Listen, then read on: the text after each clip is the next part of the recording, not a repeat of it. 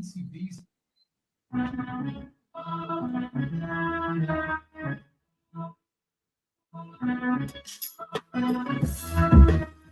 Greetings and welcome to Office Hours with Dr. G. I'm your host, Dr. G, and I am so glad you could keep our appointment. Now, tonight I am very excited about the broadcast that we're bringing you because my guests have been conversing now for over 2 years across the internationally, if you will. I'm talking about Emmanuel Beryllia. And I'm probably butchering his last name. he's going to present tonight Rebuilding the Bridge Between America and the Caribbean or the Caribbean. And we subtitle that Those Who Don't See the Vision See Division. Our discussion is going to center mainly around food sovereignty and rebuilding trade and commerce alliances. However, it will be broader than that. A little bit of background about Emmanuel. He is the host of Politically Incorrect, which airs on YouTube Mondays, Wednesdays, and Fridays. He's one of the founding members and vice president of the Barbados Youth Action Program, B.Y.A.P, and CEO of the Farmacy Fruit and Veg. For over a decade, B.Y.A.P has been leading the fight for the rights, wellness, and well-being of children and young people in Barbados and also around the region, regardless of their socio-economic background. B.Y.A.P is a uniquely catered counseling program with an emphasis rooted on making sound life choices based on humanistic principles that promote spiritual and mental growth. Having determined that a lack of food security is a major factor in the plight of the youth and every citizen of the region alike, in 2019, Emmanuel founded the Farmacy Fruit and Veg, where he's been working locally and regionally with governmental officials, like-minded individuals, farmers, and regional manufacturers and producers to establish projects with its primary focus on securing food for all citizens living and working within the region. With the advent of COVID-19, B.Y.A.P, in conjunction with the United Nations Development Program, UNDP, have launched a new program in Barbados where they aim to introduce young people to sustainable farming, renewable energy, and entrepreneurship in agriculture. Participants are provided with the necessary tools and knowledge to hone their skills in agripreneurship using climate smart, sustainable approaches. I want to welcome to this platform for the first time, certainly it won't be the last time, my brother Emmanuel Beryllia. And Emmanuel, you have to forgive me because I've never pronounced your last name. So I know I butchered it. I didn't mean to give it to me the correct way. Oh, wait a minute. It's me. I got you muted. Go ahead. Now, go ahead. Yes, greetings. It is Beryllia. Beryllia. I wasn't sure. I said, I forgot to ask because we've been conversing for about 2 years. I looked back in WhatsApp, and it's been since April 2021. It's been a while. Yes, it's been April 2021, and you and I have been conversing back and forth, and you've been sharing all the wonderful things that have been happening and the things that you've been doing on a broader scale than just in Barbados or at Barbados, because you just told me and I guess no offense to Barbados, but you were saying that it's how large? 166 square miles. Well, I mean, that's a drop. That's, I mean, in the scope of things. In fact, let's put it this way: it's, to my knowledge, I think it's about I think it's 21 miles length. I think it's 7 miles across, something like that. It's not like some massive landmass. It's a small dot. You can Google it. Home of Rihanna. Most people hear Barbados, they think of Rihanna. It's really a small dot, but it's a big nation of big people with big ideas. That's all I have to say for that for now. But it's a beautiful place. They call it paradise.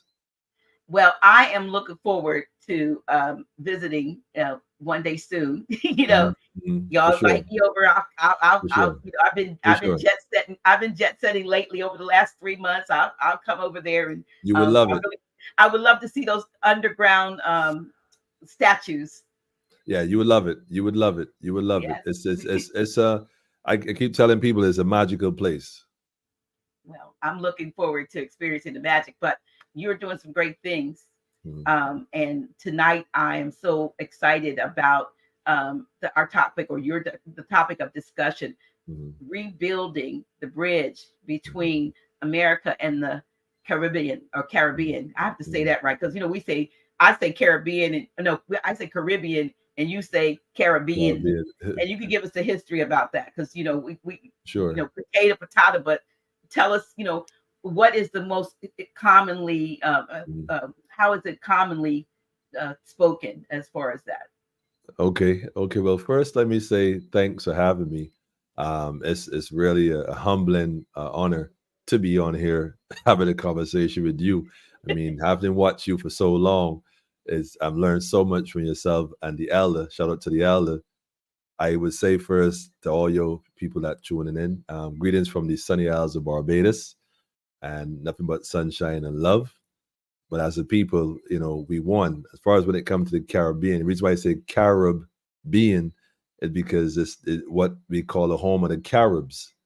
And we most of us will grow up in history classes hearing stories about what is it? The Arawaks and the Caribs.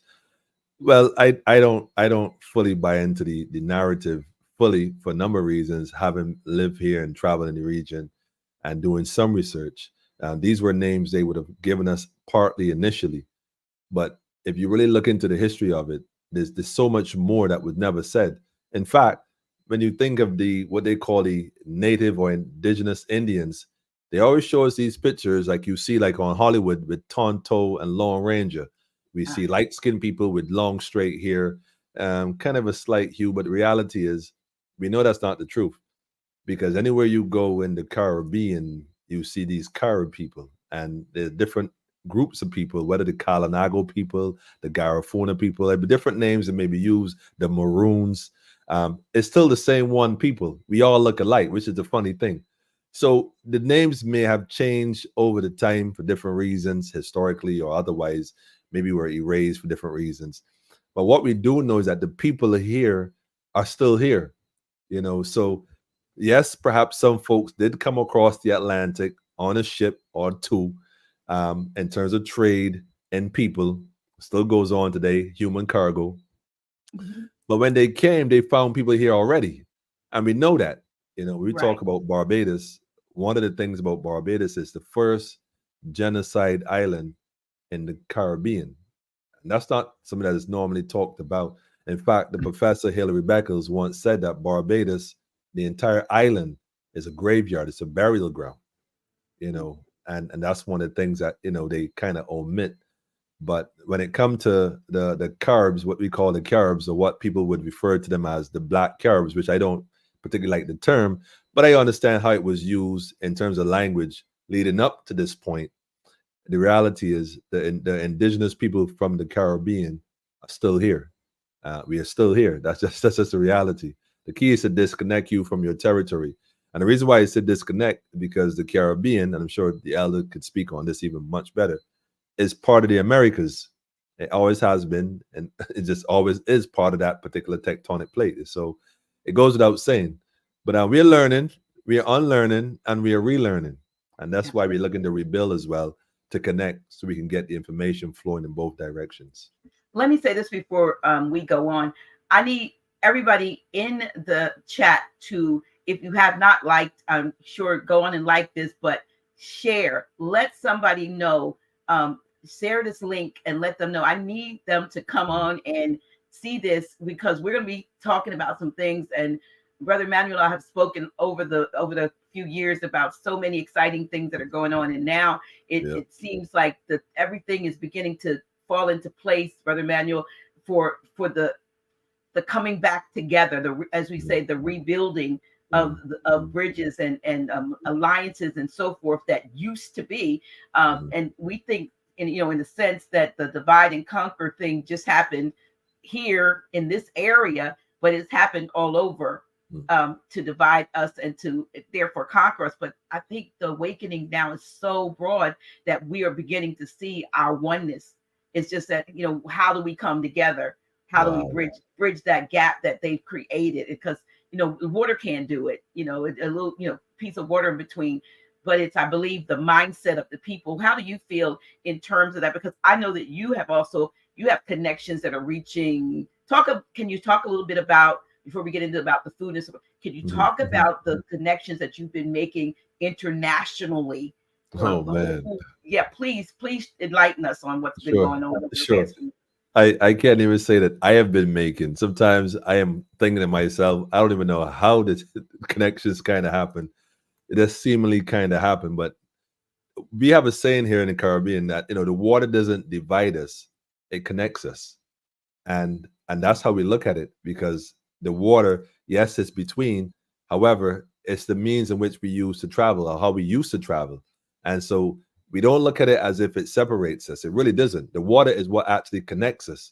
And once we change how we look at it, then there's no region we can't reach. I mean, there's folks, like I was saying earlier, outside of Barbados, when they look at the Caribbean, everybody's wondering, well, what's going on in the Caribbean? What's really happening? The Caribbean has probably been the most forgotten territory on the globe. Outside of tourists coming for the sand and the sea and the sun, now we're connected with people outside, like Africa, South Africa, Zimbabwe. There's folks in Ethiopia, especially Ethiopia. And it's like, well, wait a minute. The conversation is about trading. How can we connect? What can we do? How can we, get stuff to you? And how can you get stuff to us? Whether we're also talking about brothers and sisters in Washington, D.C. And by the way, shout out to the brothers in Washington, D.C., who are also showing an interest in the Caribbean and creating that trade. There are people reaching out, and it's coming through different channels. And again, it's just a matter, like you said, having a conversation, having a dialogue. Oh, you're trying to do what? Well, wait a minute. I know someone here. Let me give them a call and ask a question. And I'll tell this to anybody who asks me a question. I don't have all the answers. I have more questions than answers. But I do know that even Rome wasn't built in a day. And what we have to do is recognize that we have to have patience with ourselves and patience with each other, and focus more on what we can do together, as opposed to finding ways of where it is not working. The way it's not working is to teach us how to get it working, because the objective is to get it working. So between Barbados and Africa, and Barbados and the Americas, this is the bridge we're actually building. Well, interesting thing, like you said before, with regard to the Americas, Barbados is America, and so they have worked so hard to, again, separate us, to make us think that, because we can look at each other and see that we are each other, but yet we buy the lying narrative, if you will, that we're different, that somehow some country is third world. The interesting thing about when I used to hear about third world, and when they would always mostly talk about Africa at the time, and when you really see the reality, say, of Africa, they have more things going on over there, more modern technology, That's beautiful, right. and so while they've lied to us and deceived us into thinking that we were somehow superior to others, all the time we were in a gilded cage. We were in a gilded cage. The only thing that was superior was the cage that we were in. That's right. That's right. In fact, let me add something to that. And this is profound, because, and again, this information that is not necessarily commonly known.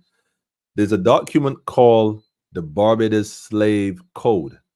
You may have to write that one down. It's called the Barbados Slave Code, and it was penned, I believe, in 1661, give or take around that time.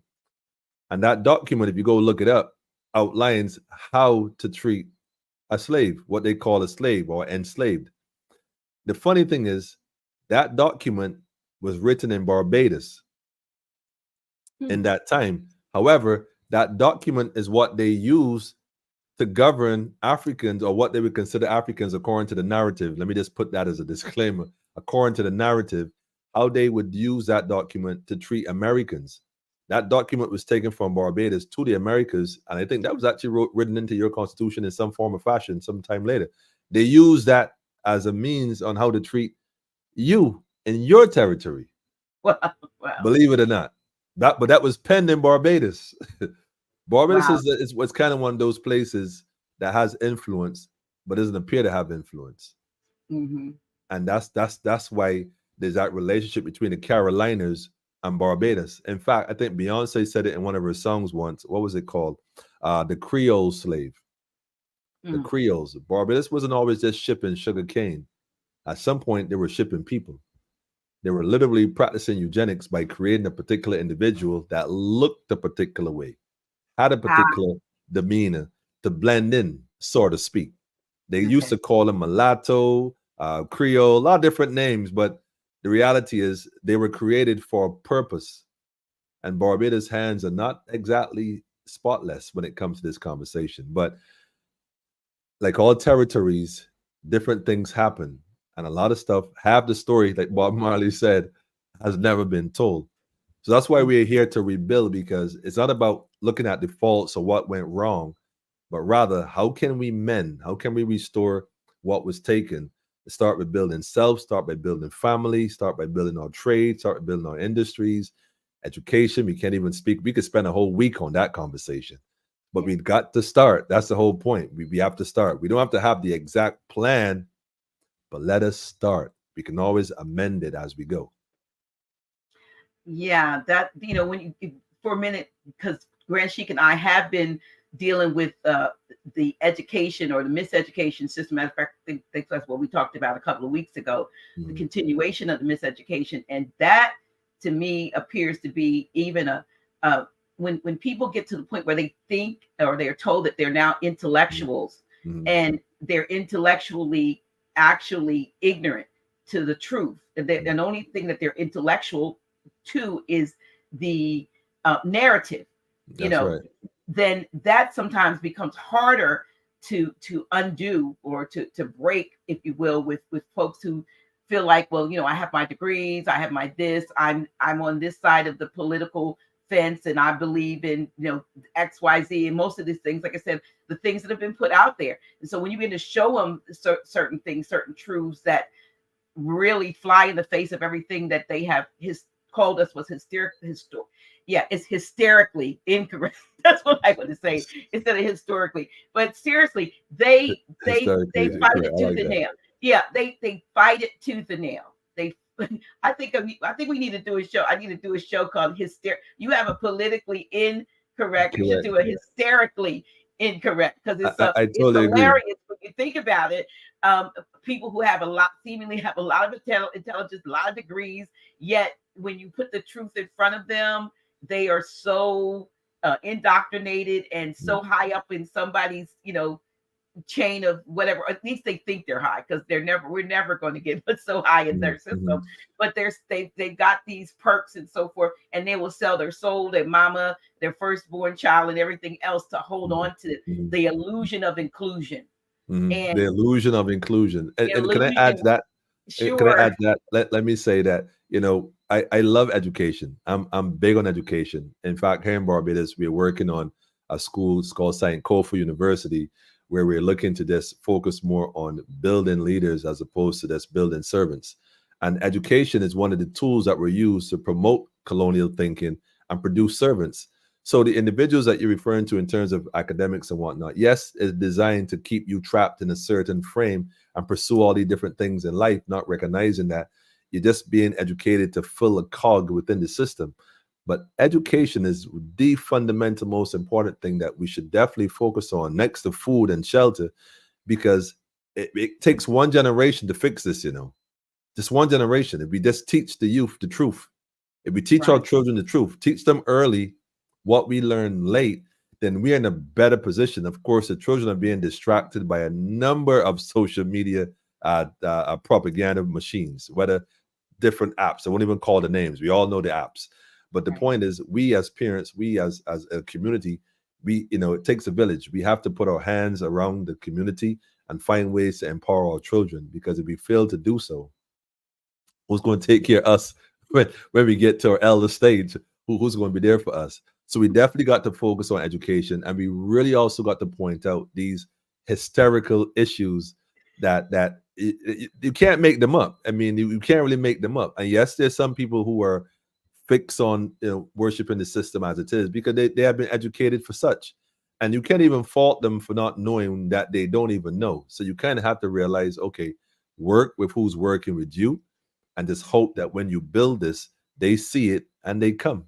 That's That's as much as you Right. could hope for. And we do have to, like I said, even change. I did a thing, about history. Some Mhm, I had a download about history mhm. about a couple of years ago, and I That was don't deep. by the That way was not to deep. use not to use it. And it's the same thing. And somebody said it, and I was going to say it, but I'm going to say it. We have to get away from. We don't want to educate our children. We need to erudite our children. Bring them in. Mhm, They need mhm, erudition, mhm, because education in and of itself, as it was created mhm, to, like you said, train folks. That says where they were to mhm, help them mhm, be good mhm. servants and follow orders and directives, and not aspire to do the great things that we know has always been in our people to do. So no, we I don't know, I know we are used to calling it education, but we got to get away. Like, we're changing words. We're gonna erudite our children. We're Yes, gonna give them erudition, that's right. because they are erudite scholars.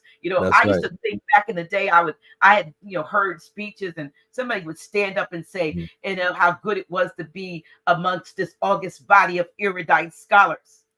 And I don't know how many times we heard that. And I didn't know back then what a first august body of erudite scholars. But these were people who were not educated, but Right. these were people whose minds were allowed to freely pursue Mhm, whatever it mhm, was mhm. that was in them to be what they came here to be. But most of us, that has been not the case, because of the system that For it not sure. just not just here, but Barbados and That's right. other places. So we want to make sure that I know but we just want to make sure that folks know that we're not trying to put them into any box. Mhm, I think mhm, good mhm. erudition has no boxes, That's because right. you never know what. We got rid of the box. Yeah, We got rid of a box. No, absolutely. I like what you said as well, because one of the things we use also is the word enlightening, and we need to enlighten our youth and bring that knowledge to them. And so I totally agree with you. Totally agree with you. And you'll find that and who was it that said it? And sometimes people say, "Why you use that word? That you use the word black? Why you say that when you know it's not?"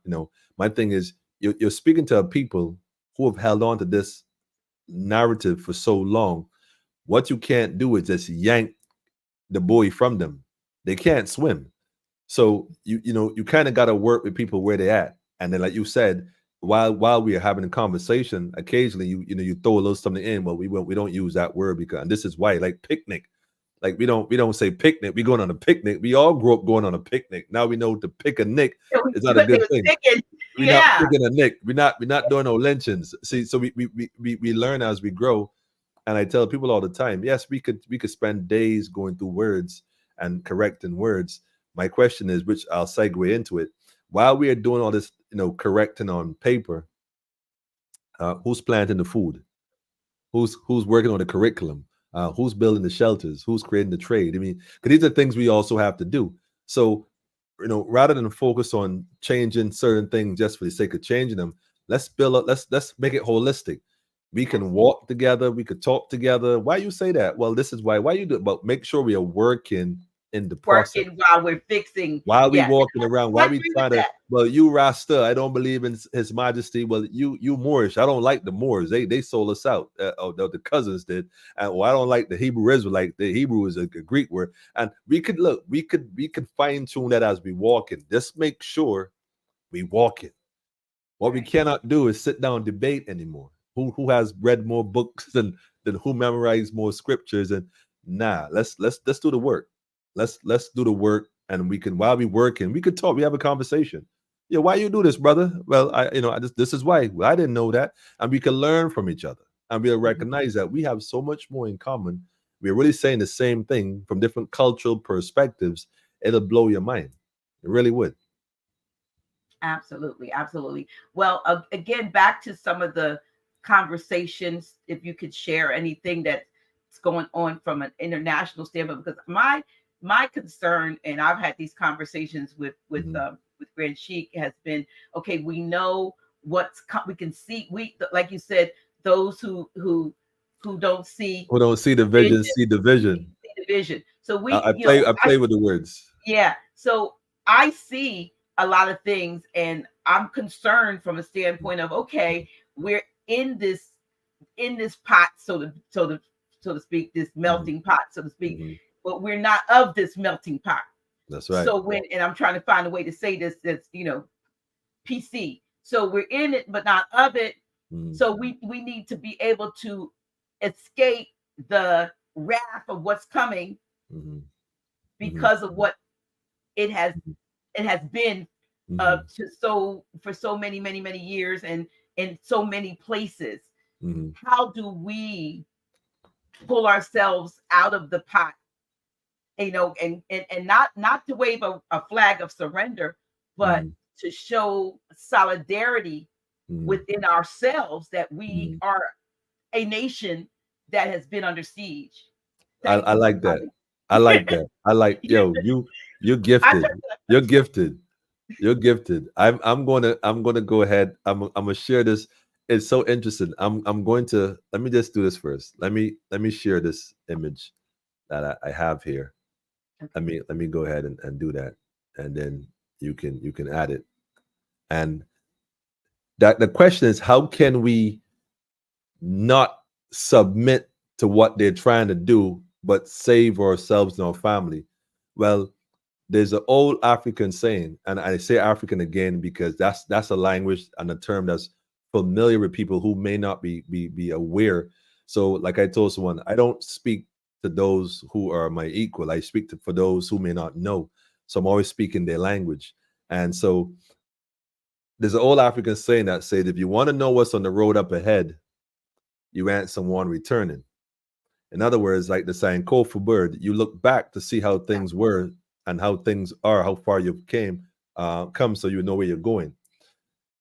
This is an image of what they call the black Caribs. Of course, if there's such a thing as a black Carib, it kind of implies there's a white Carib, but I won't touch that at this point. But this is considered the Garifuna. This is in St. Vincent. This is the treaty from 1776 that was signed by the British and indigenous folks. I'll go ahead and put the link up as well for those who are interested in actually following this. I'll copy that and share it. And what is happening here basically is that there was this back and forth war for a long time in the Caribbean.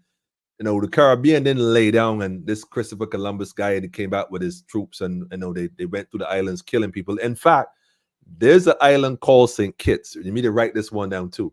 It's called St. Kitts, and you could Google something called, I think it's called Bloody Creek or Bloody River. I think it's called Bloody Creek or Bloody River, one of the two, but it should still pop up. And there's a write-up that says when the invaders came, they round up all the indigenous folks they could have captured, and they slaughtered everyone to the point where that creek or that river ran blood for 7 days. There's a whole historic writing on it that tourists, they all come, the colonial, they come down, they go take pictures of what their ancestors did to the indigenous people. It's right there in St. Kitts. Go Google it, and you can see it. It said the rocks were stained red. And I'm saying it to say that, St. Vincent is one of the last strongholds for this invasion that took place when they were forcing and occupying the territories back then and signing these treaties. I always ask the question, how could indigenous people read and sign a treaty if we didn't have a common language between each other? If we were living, and they depict us as bush people, if they were living in the bush, had our own language, how did they know how to communicate with us? That's a profound question. The way we don't fall into the trap again is to learn from what happened. We must study what happened, not because we want to live in the past, but to recognize the tactics of the enemy, because they don't really change it. They never really change it because it has worked so well for them for so long. Why would they need to change it? And because the people are destroyed for lack of knowledge, and for the most part, we look at each other as, like you said, we divided when we are really all the same, just in different territories, having the same exact challenge. Well, guess what? They had agreed. Bear in mind, these individuals that are the sovereign indigenous folks have their head wrapped in what appears to be a maroon-like turban, but I won't touch that too much. Y'all could discuss that later. Why did they agree to put down their arms and give them space to occupy in their land? They agreed to it. And that agreement led to the slaughter and deportation of the Garifuna people to Belize and Americas and other places so they could occupy the land, and they still occupy the land up to today. The way we don't make the mistake again is to recognize how we got into that position. We didn't have our own. At some point, we became dependent. And we can't become so dependent on your enemy to feed you. That's why my thing is food security is a priority. I don't care who's talking what language, sovereignty, or whatever you're talking. If you cannot feed your people, if you cannot feed your community, it doesn't matter who is president. It doesn't matter who is in charge. You don't have any food. Families are going to be destroyed. I mean, there's no mother who's going to sit home and watch her children cry for food and decide, well, I'm not. I know I'm just going to keep reading my sovereign documents. I got to file my status report tomorrow and get my status correct. And you got your status correct, but you ain't got no food. What you gonna eat? The paper, the affidavit? I mean, what you gonna do? We got to start thinking how to be self-sufficient. If we're not talking about self-sufficiency, forming alliances with other individuals, other groups, other communities, then what do we really have, Dr. G? What do we really have? That's where they made the mistake. You see, they actually form an agreement with the enemy. And the reality, enemy had a plan. In fact, the other side of this story is when they laid their arms down and they signed this agreement, the night they celebrated and they gave them liquor, some booze to drink. And when the men and the warriors got drunk, they moved in and slaughtered them, and the rest they captured and deported them. That's how that story unfolds. We mustn't be caught sleeping this time. Not this time. We did that already. Let's organize, let's centralize, and let's just move forward at this point. That's how I'm looking at it. That's how we don't fall for it again. Be self-sufficient as a people, as a nation, not in one territory, but collective. Long live the empire, man. Absolutely. So this picture here, again, depicts the actual, when you think in terms of signing a treaty, you see the picture, the paper he's holding in his hand. I'm assuming either it's a decree that's being read, or he's reading it. And my thing is, what's the common language they spoke? How is it that they knew how to communicate? Yeah. How is it possible?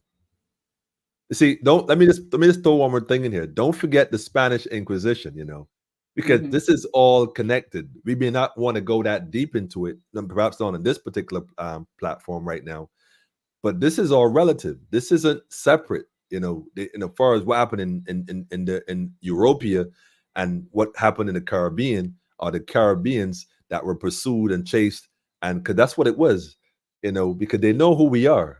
They've always known who we are. So my question is, who did the translation, and who translated between the two, the two cultures? True. Certainly wasn't them. It wasn't them. They didn't translate. If there was a need for a translation, or translator rather, between the two cultures in terms of language, it wasn't them. And that's what we got to realize. We got to be honest about it. You wonder what was the means of being able to form that alliance, if you will, that they did with these people, if there was no commonality in as far as language or written language, spoken, like somebody had to write it, and 9 times out of 10, whatever they wrote, if they wrote it, then it was deceptive. Tricks, all trickery, deception. Of course. There's a book. Like it's on the Mississippi. In fact, there's a copy of the treaty on the Mississippi website as well, University of Mississippi. You can go look for it and download it. I could probably find it and send you a copy. Then you can always disseminate it and go from there. I'll also put that link in the comments. I'll share that link in the comment right now. Okay, there you go. Politically incorrect. I see it there. I shared it. The actual treaty itself, you go read it, you'll start to see that this has been going on. And what has happened is that we have made unnecessary errors over the years by just going back and forth, trying to figure our way out. The key to it is family. And that's it. And recognizing that we have more in common and working together and building, because what's the alternative? Submitting to it? I mean, we see where this is going. We know where this is going. Right here in Barbados right now, the number of things that the government have signed on to in terms of education and this whole rainbow thing going on in the schools and a bunch of other stuff going on. I mean, we could start a whole different conversation. But like I said, after we do all those conversing, we converse on all these different things. Food, at least let us plant the food while we having a conversation, because when this thing finally flips, if we are not like the story in the Bible, the virgins, the 5 that were wise and the 5 that were foolish.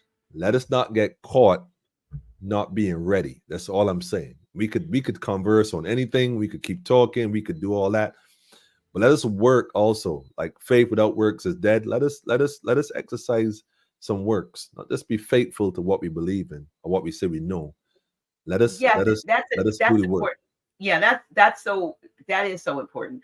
That is so important that we keep, that we actually keep working, and like you say, work while it's day, because the night comes when no man can work. And there are lots of indicators coming. And I also caution myself and the viewers also to not operate in fear. I have to remind myself too, because you can look at this and that one thing on YouTube, and you can put yourself into a state of absolute discombobulation and fear, because they're all panic, all of the TikTok videos. Well, I kind of applaud the young people, because it's mostly young people that are doing this research or getting these downloads. I don't know how they're getting it, but all of a sudden it's like you said, knowledge will increase in on the earth, and you see it because of the things that they're bringing forth. However, will it, putting dates on things, and this is going to happen, because things have been dated and have come and passed and not happened. But something is going on. Something is underfoot, and folks know within themselves. There is a perhaps there is the upgrade that they talk about, the upgrade in our DNA, and the energies that are coming. I heard someone say they're trying to block the sun, because that they know that when this coronal mass whatever injection of whatever comes down, that it's going to like activate, and everybody's going to be psychically aware of everything. Dr. G, you really think that man in his limited ability can really affect the universe order of how things are going to happen? I mean, we can't even explain.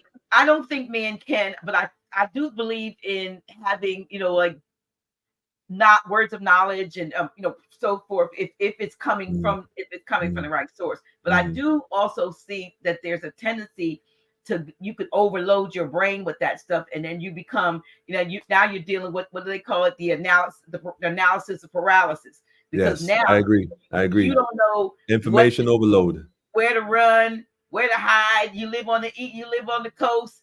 When is it going to flood?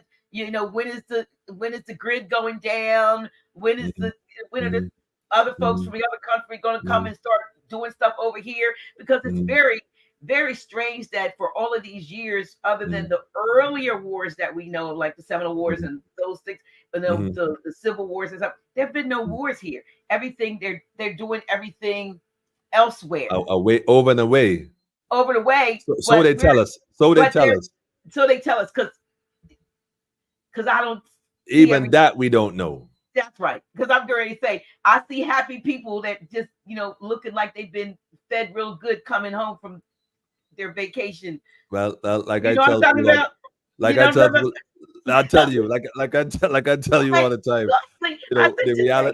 The reality is this, and we must be honest, because I mean, if we really want to be truthful, majority of what we were told in school in terms of his story, rather, and I thank you for that revelation. Now that we know it's like, well, wait a minute, that wasn't really accurate. Most of what we're told isn't always as accurate, and so why would we accept every little thing? My thing is, regardless of whether it is 100% truthful or it's a false flag or whatever, they're planning. And like I said, all we have to do is have our plan, focus on our plan, rather than being, like you said, being paralyzed by fear. Well, we can't do this because this will happen, and we can't do that because why not? Let's just focus on our plan. He who fails to plan plans to fail.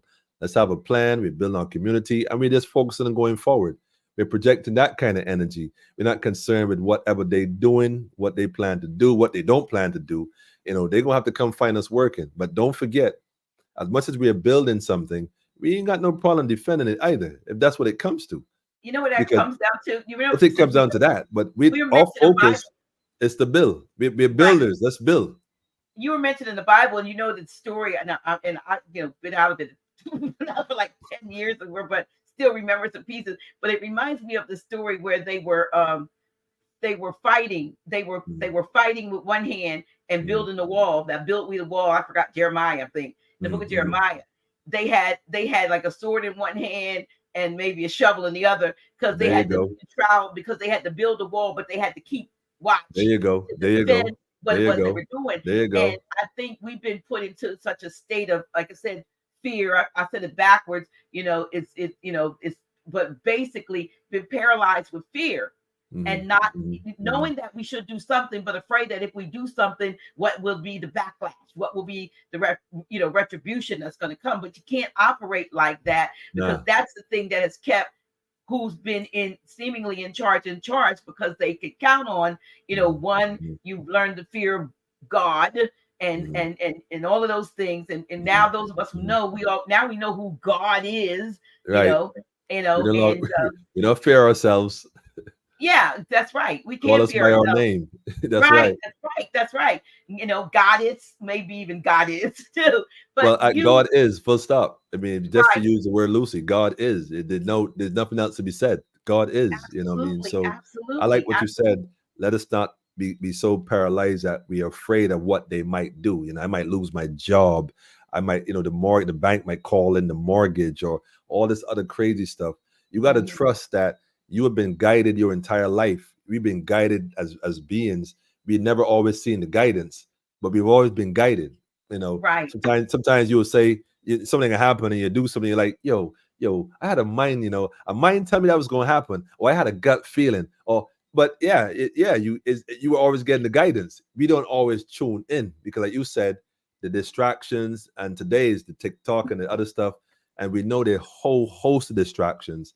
But the reality is, as conscious beings, as divine beings with one consciousness, because I told someone the world we live in, the universe we live in, is solid, liquid, and gas. Everything we can relate to is solid, liquid, and gas. The one thing that is neither solid, liquid, or gas is our thoughts. So, where does that come from? So having that connection, whether you recognize it or not, doesn't mean that you're not connected. And like a school of fish that is going through the ocean, they all just turn left at the same time. You wonder, how do they do that? Like the original Wi-Fi or whatever it is, that synchronicity in their movements is almost like flawless. Where's that come from? Because it's one consciousness. yes, Once we connect with each other and vibrate on that level, and we'll continue to grow, and others will pick it up. They come on in, and like you said, some might leave, but if that's what they're destined to be and destined to do, then that's what they're called for. But let's just make sure while we are having these conversations and we're interacting, that we are focused on building, not just for us, but for our children and our right, children's children. that's Because we right, do know that we do understand how this thing works going forward. We're not new here. We're not new. right. This how we're paying it forward.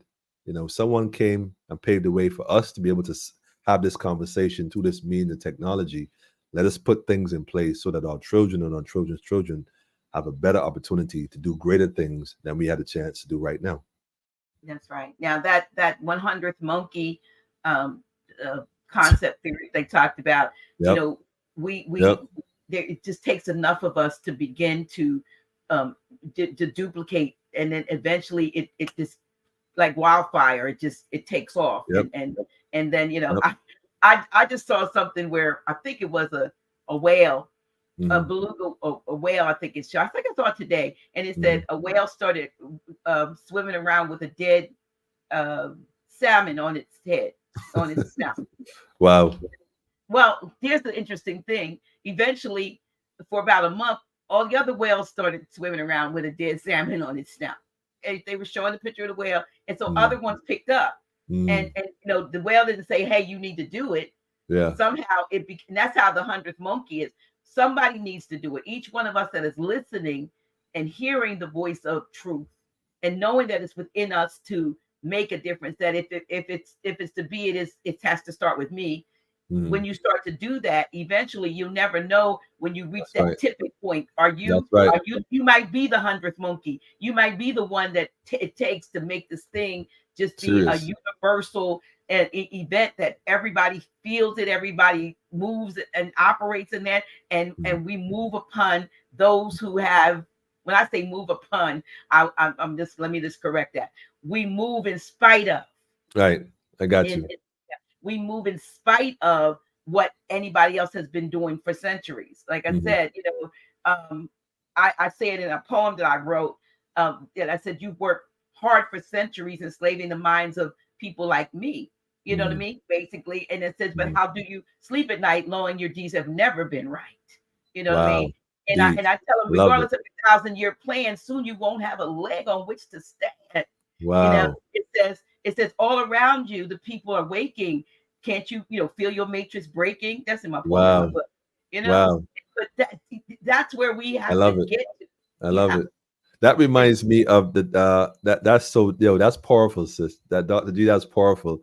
That just remind me and inspired me to mention this, the doctrine of discovery that was repudiated. mhm, Again, we talk about the Americas because obviously most people focus on the larger territories. You see the Caribbean and the Caribbean. I won't even discuss I won't even discuss the administrators of the corporations that they left in place. The Caribbean is a place right now. Talk about gentrification, man. I'm telling you, it's up for grabs. Everybody and their mother is coming here for territory. From, I mean, you name it, you find it, and they it's the same story again. It's the same story all over again. But if you don't know how it happened in the first time, on the first occasion, you ain't gonna recognize it this time. Like you said, right. all those deeds, all those years, you had all those years. And even now, still in 2023, they still trying to push the same narrative to keep us trapped mentally. Still trying to keep us trapped mentally. Why? Because he who forgets and fails to recognize his story is doomed to repeat it, Absolutely. guaranteed. So you're Absolutely. right. We it's about clarity and clearing your mind and all that fear. There's always something to fear. There's always something to fear. Always, whether a terror attack, a mass shooting, shortage of toilet paper, there's always something to be fearful of. They just keep you in a state of fear. But that's the whole game plan. Because once you're afraid, you don't think. I mean, psychologists will teach you that. Anytime you're afraid, you stop thinking and Yeah. you start to react rather than acting accordingly to what is right. So, but You that's got a two things beautiful when you're fear: fight or flight, and fight. that's it. Yeah, Right, either no, or. no You're going to run creative. or you're You're going to not stand up. creative or anything, but just like, so. Yeah, you're right about that. And if you, like you said, those who don't know the past, are destined to repeat it. And I'm reminded of some things. If we go back, if you learn about the Tartarians, and I never knew at the time about the Tartarians and Yeah. that were here and the various things. But then I started hearing about world's fairs and baby Yep. incubators and Yep. orphan trains and all that. And you were Yep. like, oh, and then And you what learn, is oh, this? what did they do? They got rid of all of the adults, and then so they could Kept the children. reactivate the That's what they're children. doing. That's what they're doing right now. Right, That's right. exactly what they're doing right now. There you go. This So has happened it makes before. that a lot more. In fact, it makes it a lot more believable. Yeah, yeah. So the children became, the new. They indoctrinated the babies, and then of course they had the babies that were orphans, and then they had the babies that they created. I wonder how they got rid of so many adults in one shot, or Yeah, in one several shot. shots, Yeah. There were or things. several shots. Right, or several I'm just, I'm things that just saying. came down the pike. My grandmother transitioned at a time in the 40s when I didn't know how many people had transitioned from tuberculosis. It Wow, ravished. I wow, found out in the last wow. couple years it had Can you ravaged tell our us exactly community. what is tuberculosis? Is that not a respiratory It is a illness? respiratory illness. Is it not a Yeah, I mean, we don't we're not going to it, split hairs on the names. yeah, it By is a definition, is it not a respiratory? it Okay, affects this the lungs and I'm stuff. Yeah. asking for a friend. I know, I know. But Yeah, yeah. I'm saying this because I know that's where what took my grandmother out at the Wow. age of Wow. 33. But Wow. her legacy lives Wow. on through me, Yeah. That's you right. know, through That's me. right. You know what I That's right. mean? She lives on. So, but again, I've lived long enough to be able to look back and see the parallels. Some people don't have that perspective Mhm, because mhm, mhm. they were born in they came in the 90s or the So true. So I was true. born in the 50s. I remember seeing a whites only water fountain. Wow. Really? Yes, yes, yes. Wow. So, but some people don't have that perspective. They see the little pictures and they like, it was never like that. Whites only bathroom. Yes, it was. I'm a Wow. witness. You know what I mean? Wow. I was here. You know what I mean? I've lived long enough to see, and I see the things Mhm, coming back. mhm, They mhm, wearing mhm. flare pants. Well, back in the day, that was our bell bottoms. Yeah, yeah. They call it something Everything different now, but it's the same thing. That's it's a the new same name. thing.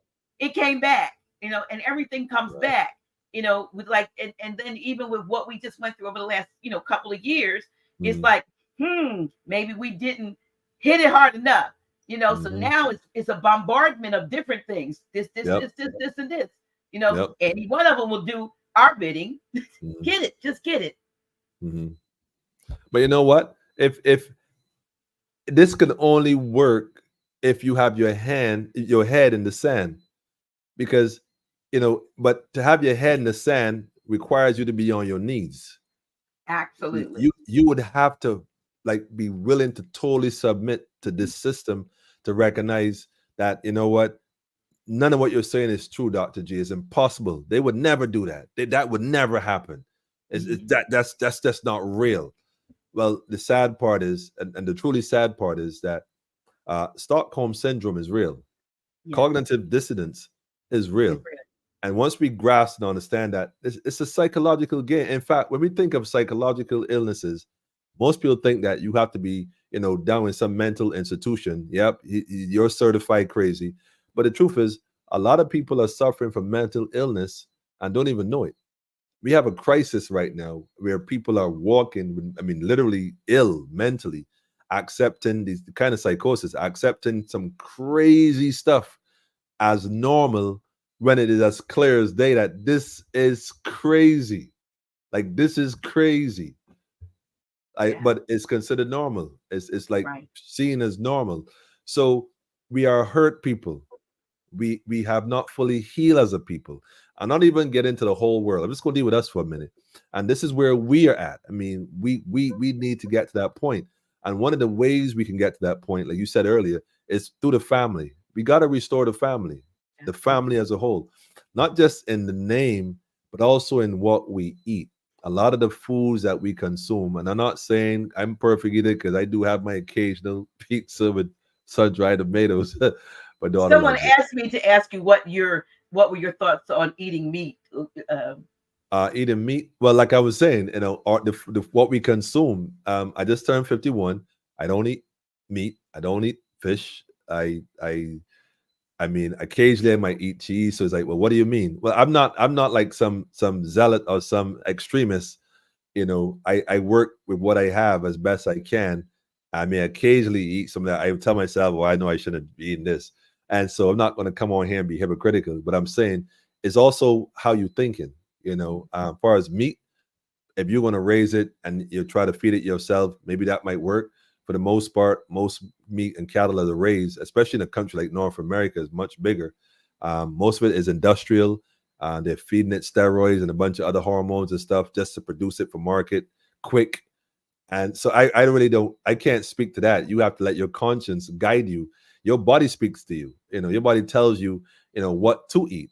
You have a craving for cucumbers or raw broccoli or cabbage, so it tells you. If you get in tune with it, you start to listen to it, then you'll be guided. If your body tell you go eat some beef, I mean, who am I to tell you, you don't eat it. So I don't preach you shouldn't this, you shouldn't that. I preach be conscious of what you're doing, be Mhm. aware of what you're doing is what my message usually is. I try not to be, heavy handed. Well, you shouldn't be eating meat. Meat is going to kill you, that kind of stuff. But do your research. Maybe, changing your diet might even affect how you think a bit, how your body heals a bit, how you behave a bit. Maybe there's a relationship in terms of what they feed animals, how animals are slaughtered, and then how humans behave. So I'm no specialist in that Yeah, area, that's but yeah. They they, talk about the they may be a adrenaline. they may be a relationship. Right, that the cows. I saw something recently where they talked about how the cow gets stressed knowing that it's Mm, going to go to slaughter.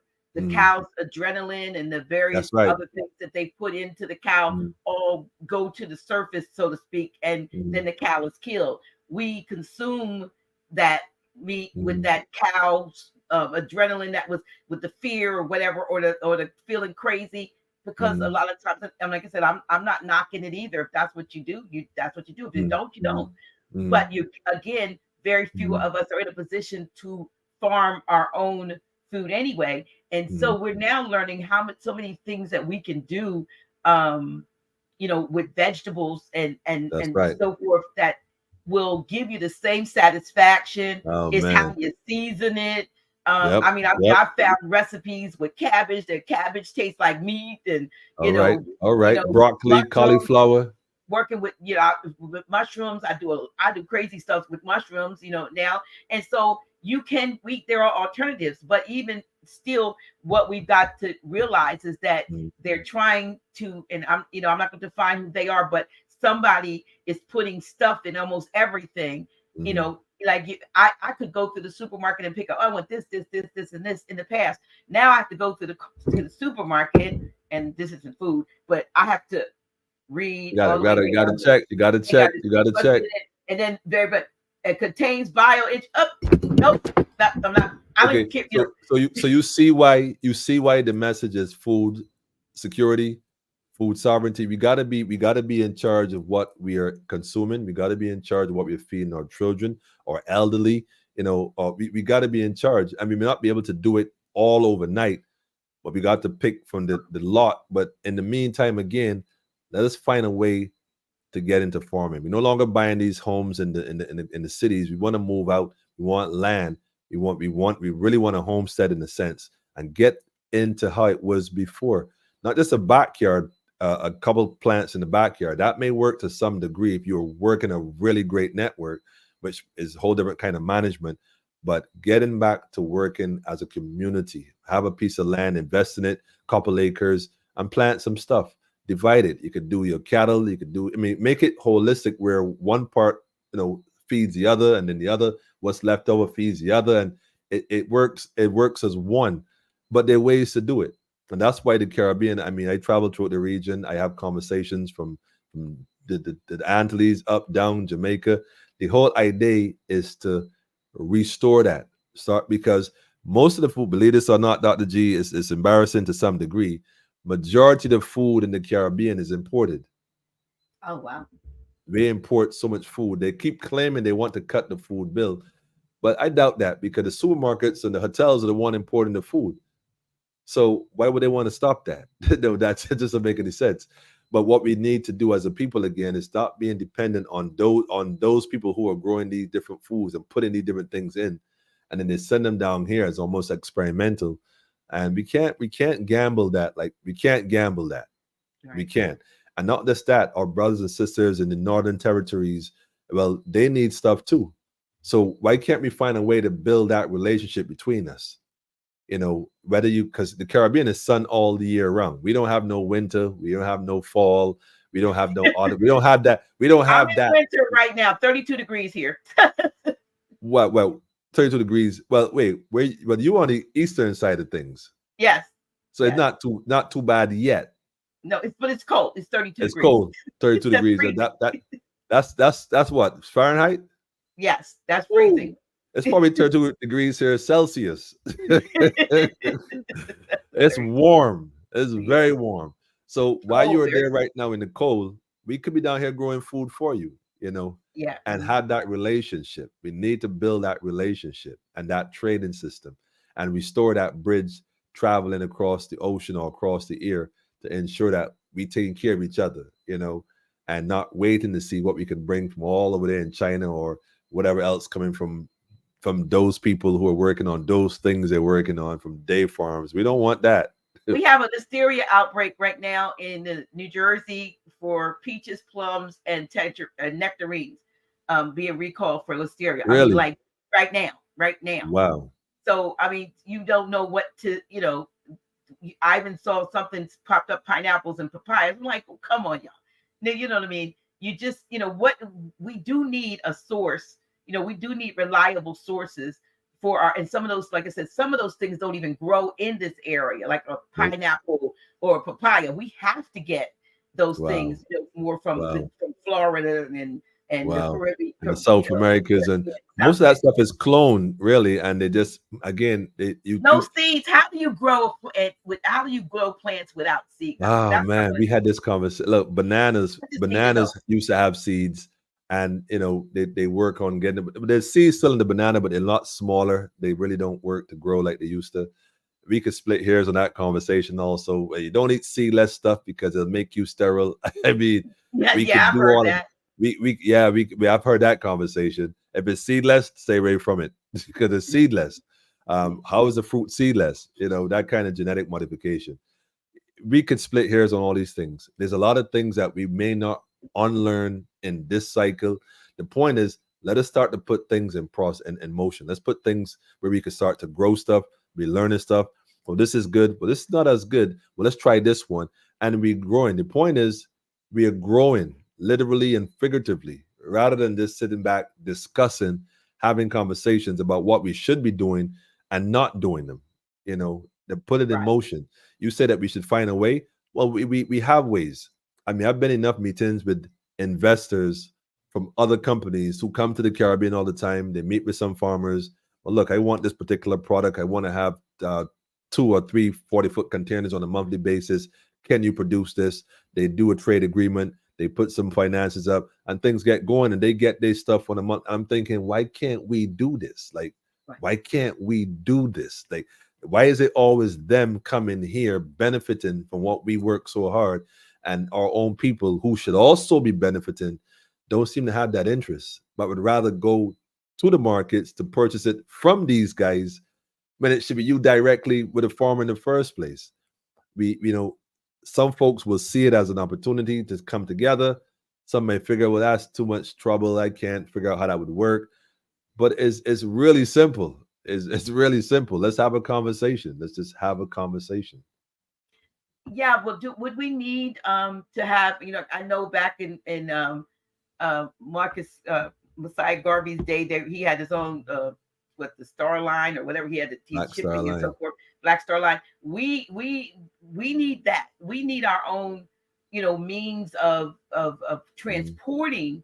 I know we talked about containers and having containers and having people who might, or groups that may be willing to accept and become the hub, if you will, or distribution point in different areas here for products. That you all have the product there. You have, the healing herbs. You have turmeric and ginger and things like that we would know where it's coming from. But our biggest thing would be getting it and then distributing it.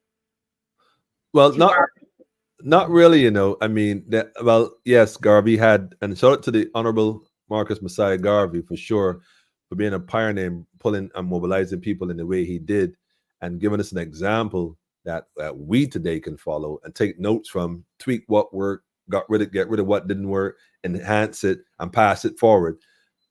Yes, I totally agree. Vessels are necessary. We should have our own vessels. I don't know if there's any, and there might be people around the globe that has vessels that we could utilize, but I agree. But in the interim, while we can pool resources to acquire a vessel, and vessels aren't that expensive, by the way, in terms of size, it would, of course, be a big difference, especially coming out of COVID. A lot of the cruise ships that were cruise ships are being docked because, folks wasn't cruising, a lot of them just sit somewhere being scrapped and being picked apart. Vessels are easy to get these days because of what's happening in the changes. But in the meantime, there's other means of communication, of transportation that we can deploy in the meantime to get other stuff in place. We mustn't, what is it? There's another saying of my grandmother, while the grass is growing, the horses are starving. We mustn't wait till we get it all figured out to do it. we can put things in motion, like I said, while we work on other things that need to be put in motion as well. And again, let it work going forward, always going forward. Yeah. So have you, and you mentioned a group in DC that, Yes. Yeah, shout out to the brothers in DC. This is a Hebrew Israelite, to my understanding. They have a whole community, and the brothers and sisters are finding ways to work together. And they've reached out to us and asked us to supply them with some food produce, including the turmeric, the ginger, yams, certain fruits that may not be necessarily indigenous to your parts that we may have, and also arrowroot flour, different things, sauces. I mean, the Caribbean. Listen, the Caribbean is the best kept secret. Like I'm telling you right now, it's the best kept secret. The herbs and the spices. When it comes to cooking, I don't think anybody could cook anything in comparison to Caribbean cooking. And I'm saying that hands down. It just spices, herbs, no salt, none of those little cubes and thing that, full of MSG and all that other stuff. Strictly fresh herbs, man. Strictly fresh herbs in the pot. So, supplying each other with these items, man, like we so familiar with. We cook anyhow, we buy them anyhow. Why settle for something less when you get something fresh? Simply the best for the Caribbean. That's not like a commercial, by the way. yeah, you can maybe, but if somebody was interested Yeah. in exploring that with you Mm. all, try getting connecting to maybe get regular shipments or so forth. I mean, is there a minimum? I mean, would it have to be a group, or suppose there's an individual say, hey, I'd love Yeah. to get stuff for there, but I don't have a connection. I can't take a shipping container of anything because I'm talking about for me and my family. Is Mm. there a way to purchase and obtain the foods of the vegetables, the herbs, Mm. and so forth Mm. on a smaller scale? 'Cause I know you all have something there. Mm. I saw the can you pull up the is it a the The that is it a ad? yes, yes. Oh man, this is going. Okay, give me a second. I'll look for it. Okay, yeah, because Yes, I could pull that up. The I thing know with that I is, know yeah. no, we can. And, well, yes, they can do that. They can do that. There's ways to get that done. Like I said, there's two ways.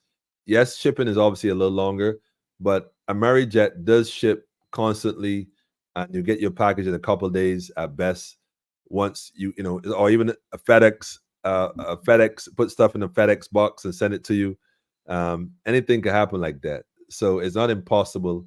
It So you definitely have isn't the kind of impossible. like the what do you call it, the they have the things when you're shipping food or something, it's in like a some kind of cold packs, or do you all Well, do no, that? I think one of the things that you may have to check with is your local, I guess, like, what would they call it? And in Barbados, it's called a quarantine that deals with food, to just to verify that it's okay to get into the island, pertaining to usually, like, say, fruits and that kind of stuff. Make sure they don't have any diseases or stuff like that in them. Outside of that, product in a bottle that's already hermetically sealed and has the regulations on it. There are companies that already buy stuff that we already ship, which means that they already have the clearance. So if there's stuff that's coming from, for example, let's say the factory, then once it's coming from that factory that's recognized as a place that they have approved or is on the list of approved places to get stuff, then yes, there's ways to get this stuff, food items to you. So it's just a matter of having a conversation. Let me cue this up and play this for you. Okay. But that's definitely the direction we should be going in, finding ways to connect and help each other get access to food stuff, quality food stuff. Mm-hmm. Let me see if there's any questions. Okay, I'll send this from here now. I'll send it to my account. Give me one sec. You might be able just to play it, and then we could bring it up just like with the share. Yeah, I'm actually sending it to my. It's on the phone, so I'm sending it to the Oh, you're system sending it to yourself. Okay. so I could, yeah, put it on the screen, the laptop. Okay, here we are. Well, yeah. Can I ask you how what we hear is that's going on with regard to the fiat, the not being recognized with all of these BRICS nations and so forth. How does that work between you? All see it working, or have you all been given any information about dealing with the U.S and the currency going forward. Is Barbados a part of that BRICS? Well, that's a very interesting question, a very profound question, actually. I'm just That's a whole week conversation. To be honest, we just recently got some new. In fact, we had gotten some new currency, and then we just got some new currency, and it's that polymer notes. It's kind of half plastic. It's real monopoly money now, like fully monopoly money. Is in fact, there's one part of it that's clear. You can see right through it. It's, I don't know. It's new polymer notes, but there's a lot of talk. In fact, let me go one step further, and this might be the alarm going off. Barbados is having this conversation about turning into going into digital currency, fully going into digital currency. The problem with that is most people in Barbados may not be aware of what that is all about, and it's connected to what they're also pushing here in Barbados, something called a digital ID. Now, at first, it was supposed to be very innocent. Oh no, it's going to be new, just something that's digital and just to identify you. But now you're hearing that, well, you can pin money to it, and you can take the bus and use your card to be cashless. Oh, well, your national insurance information is going to be added to it. Oh, this is going to be added to it. Your electoral boundary commission documents, your voters registration. So they're adding all this information to this digital ID that's connected to the digital currency. You see where this is going? So Barbados, Barbados has always been a transshipment point, always been that. And it's always been an experiment. And once it works here, well, basically what happens is that they take it everywhere else. In fact, when our prime minister was up in America, I think she was in Congress giving a report, and she was talking about the digital ID. The gentleman said, well, we never heard of that. We don't have that here. Now, that may not be able to roll out in North America because there's way too many people, way more logistics that have to happen. But the best way to control the people in the Caribbean or to control the people in these smaller islands, people like myself, they might be thinking, because I haven't gone to apply for it. I don't plan on applying for it. I don't want any digital ID. I don't intend on getting on the ID. Imagine now I'm on Dr. G's program and we having a conversation. They figure, you know what, you should have never said it in Barbados. Then tomorrow they decide to just push a button like YouTube and bar me from doing anything. I can't access my bank account. I can't get on a bus. I can't buy stuff in the grocery store.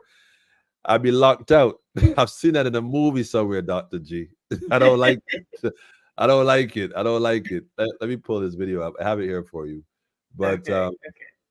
let me share this page here. How does this work? So Barbados is still under the British Crown. Yes. Well, you know what's interesting, Dr. G, you keep asking the right questions.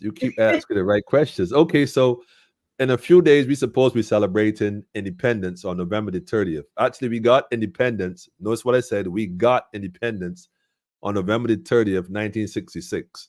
A few years ago, they allegedly changed Barbados into a republic.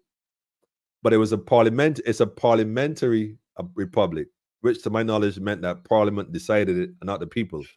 And although we don't have a constitution, believe it or not, we're a republic. We don't have a constitution.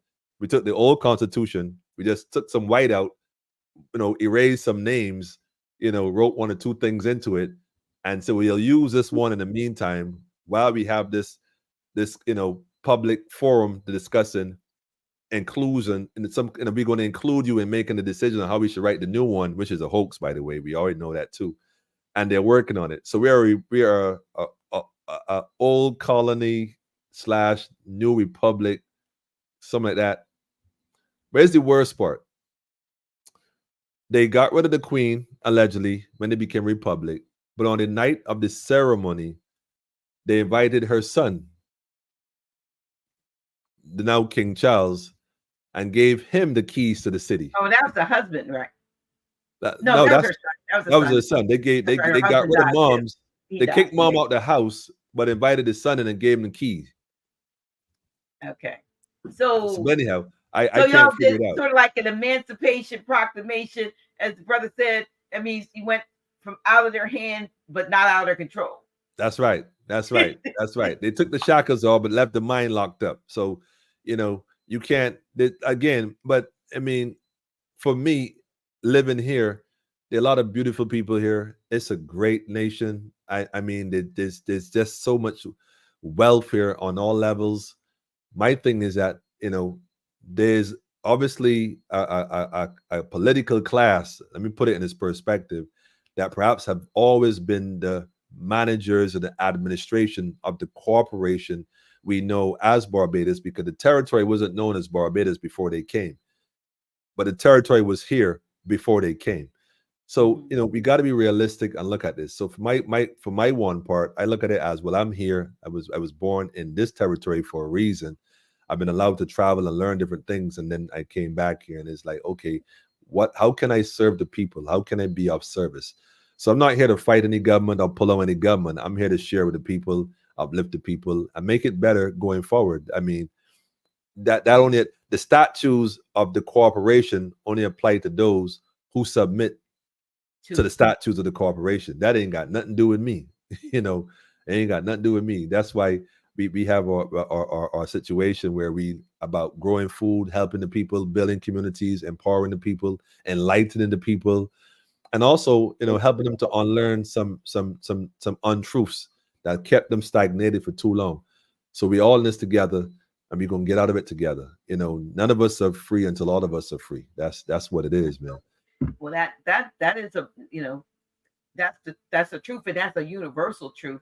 Yeah. That all of us need to adopt and Mhm. and work towards achieving that as a goal. Again, I believe in the power of the mind. I believe in the unity of the oneness that comes about when when great minds begin to think alike.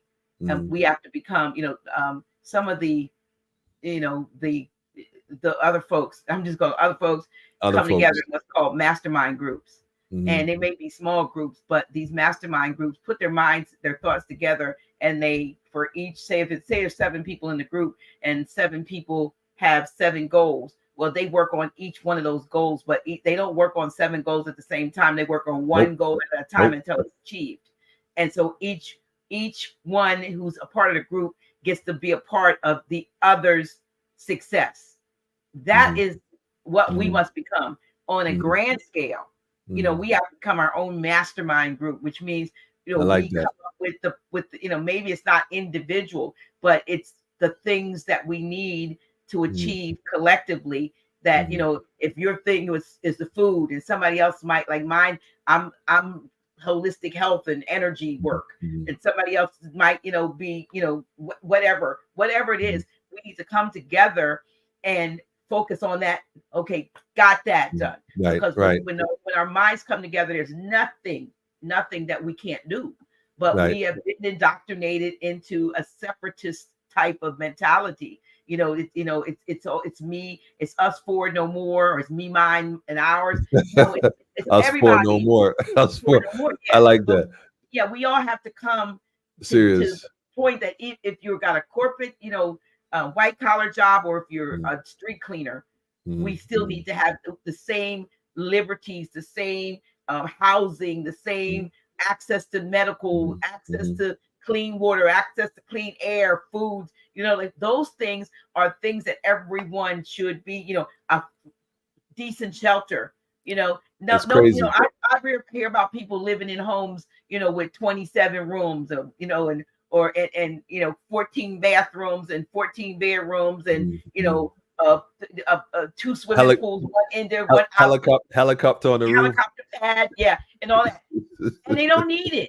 They really don't need it, but they get it because they've achieved, to the point where, Mhm. they've been rewarded by that same system Mhm. to Mhm. be, Mhm. exclusive or to be elite. But at the end of the day, and we can Mhm. see these things happening with people, Yep. in the news every day. The Yep. same ones that bring you up are the same ones that'll That's right. drop you down That's right. when you're no longer useful to them. And But they're that's getting to the point where they can't afford to clean up the ish from everybody, because they themselves are losing their grip. So That's right. a person like music moguls and stuff like that may not have the same protection That's right. that they had before, and they might find themselves down here with the rest of us. So That's right. we who are already have a mindset of oneness, of unity, regardless Mhm. of your economic status, Mhm. those of us are the ones that become the mastermind. And if enough of us do, we make the changes. That's right. We make That's it right. change. That's right. That's right. And to add to that, that one of the things why they do that is to kind of keep that fear going. You see, we make you, we break you. So don't you guys get out of line, okay? Because look what we did to this guy, Yeah. So that perpetuates that fear. But that's why I said once we look at being self-sufficient and being able to sustain ourselves, that you said, and having the ability to create, we know what, well, let's focus on this and get it done. Let's just go to that one and get it done. Once we focus on those things, we ain't got no time to be, flipping to the tabloids and, oh my gosh, did you hear the latest news from so and so? Oh, nah, we don't. That's a luxury to be watching. That's a luxury to watch that stuff. We don't have that as an option because the truth is, a lot of them in that position could do a lot more, but they can't because the resources that they got ain't really theirs. They're just They're not keepers of there. it for the time being. And Right. that's why we have these conversations, because it'd be easy for the same individual to go and get a ship tomorrow. They go 2 ships. They go 3-star liners, the new star liners. But they can't, like They you said, can't. They they cannot, cannot do it. They because they are cannot do it. controlled. They cannot. They Yeah. can't. It's not that they don't see that it needs They to be catch a done, Kennedy. They can't or touch that that. They can't yeah, touch that. or it's not that they don't want it in their heart to do it, but they can't because they That's do right. not belong to themselves. But see, but that's why, and I like that what you said too, because that's why we, those who are here on the ground, I call the ground the front line. Those who are on the front line, you can't sit in your Oval Office or your Pentagon and tell me what's happening. I'm on the front line. I'm seeing this in real time. And there are a lot of good people. All they want is to, they kind of wait and see who's going to step out and make it happen. So don't ask yourself, why not me? Ask yourself, why not me? Yeah. And make that step, make that, and trust me, you're never alone. You're never alone. People always ask me, don't you, why do you? Because you know what? I see this thing as clear as day. I don't have all the answers. I'm saying, let us work, like you say, let's work together. Now, here we are using the technology. You're where you are. I'm in my territory, and we're having a conversation about how to bridge that gap. And it's And we have being bridged over as we are 200 speaking. people. Yeah, there's As over we are 200 speaking. people listening to us. As we are speaking, we are literally, you're putting a brick on your side, I'm putting a brick on my side. That's You put right. another That's brick right. on your side, I put another brick. Somebody else is going to come and say, well, here, Dr. G, look, I got a pan card of bricks. Yo, add those bricks. And somebody's going to say, Emmanuel, look, add these bricks. And we're going to go through the chain, go through the islands, and we're going to connect. You cannot stop an idea whose time has come. True. And from sitting at home on YouTube in my earlier days, looking to learn stuff, and watching yourself and the elder, and then saying, wow, I didn't know that, and going to the point where I'm buying a Black Law Dictionary, I'm buying this book, and yes, I do have my red flash drive. Yes, I do have my red flash drive. So the point I want to make is, to be on the platform having a conversation with you is testimony that we are rebuilding, we are reconnecting without question. And we just got to continue it, and we gonna get there together.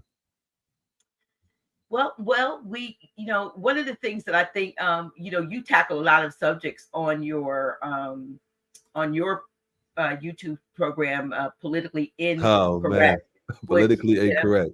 Yeah, it's some of the, and I know we're gonna show this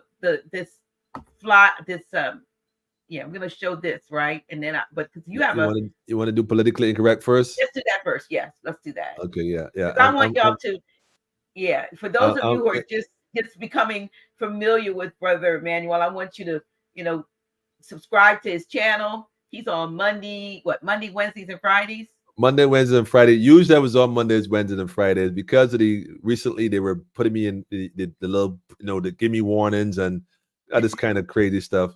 What I've done now mostly recently is going on Fridays more often. The Monday, Wednesday, Friday, which is still possible. There's hundreds of videos to watch though. Let me just say that. I didn't realize there was so many. But it's about being proactive now and not just speaking on things that would have happened, but find a way to get things going and interview people. bring Yeah. people on that are doing things in the community, start to highlight the goods that's happening rather than, always looking at what they're doing and what we should be doing. I think it's important that we Yes. highlight, because there are a lot of people doing great things in our communities, and we usually don't really recognize it till it's too late. But I The think we need issue. to promote each other and more holistically, just promote each other, whether it's a black business, somebody baking, somebody making clothes, somebody making shoes out of old tires, you know, that kind of stuff. And so promoting farmers who don't use chemicals, who try to be as organic as possible. And I'm just using that word organically because, come on, I mean, the water, the wind, the earth, who knows? But as best you can, avoiding the harsh chemicals, because there's a correlation between those chemicals and different cancers and a bunch of other illnesses that we are dealing with, hypertension, all this other stuff. So being cognizant of that. So yes, politically incorrect. It started as a joke, really during COVID. It was a joke. But then people started calling with their different challenges, and it became the voice of the people. And so we are ambitious to having it as a whole network with different programs at some point, but we are building on it, and we take input from anyone who's Dr. G. You've been on Politically Incorrect before, sharing your truth. So it's about teaching each other, learning with each other, and learning from each other. So that's what's up. I think I shared it there with you. The page. Is It's this on it? Oh Facebook yeah, here we as go. well as on YouTube. The spelling is the unique part. So it's politically in dash correct. So Okay. politically incorrect. So I'm incorrect. I'm incorrect. So that's what's up. So here is the screen of the cover for the his particular program. Yeah, So that's on the YouTube, on on Facebook, but it's also on YouTube by the same name, politically in dash correct, and you'll mhm. find me. I'm probably shadow banned. You may have to search to find me. Sometimes I have to search to find me, but that's crazy. I couldn't believe it at first. I was like, wow, Yeah, man. it's yeah. So people will think because some people are so they toe the line so well they can be what they call monetized. I'm I'm not monetized because Yeah, no, I've my been page shadow isn't banned, monetized shut off, either. and I I don't. have been and I Nah, don't mean to say anything that's not true, and I don't think I say things that are not true, or I guess I just think sometimes it steps on the toes of those who mhm. would rather some things not be Said. spoken of Well, you know public. what? I do understand some brothers and sisters as well use as a means of generating income, and I don't even blame them because the world is so vast right now. A lot of people are tuning to other things and spending the money in ways that it may not even benefit them. So I do get that to some degree. But I told someone I never came on thinking about making money with the program. I just really just want to share the truth, and I figure the universe has always done and kept me thus far. Provides in different ways for me. So that's the only reason. I wouldn't even know how to go about there trying to be politically correct. Hmm. uh I don't know how to be politically correct. I can be, in certain circumstances, but if it has to be said, it needs to be said. Well, I'll find a politically incorrect way of saying it without offending, because the truth is the truth. It may be an offense, but it is never a lie. That's the point. And that Yeah, most of the time I feel when we've been, that had that issue, it's because we told a big truth, not a big lie, just told a big truth. that's all the big truth. It isn't the lie that offends people, it's the truth about the situation. It's the truth about the matter. That's what Right, causes the problem, the truth. right, So right, right, right. So yeah, someone said in the chat that politically incorrect is a great program. Yes, so please, but I gotta do shout out to all the family. In fact, let me say this. I can't not say this. Because I started the program, like I said, as a joke, and it took on its own energy. Um, at this point, we have a whole community that came out of that program, from that program, locally, regionally, internationally, people from all over, and it is growing. We are working on different projects. Yes, there's growing pains. I will admit that, but the good thing is that we're building. We have youth getting involved.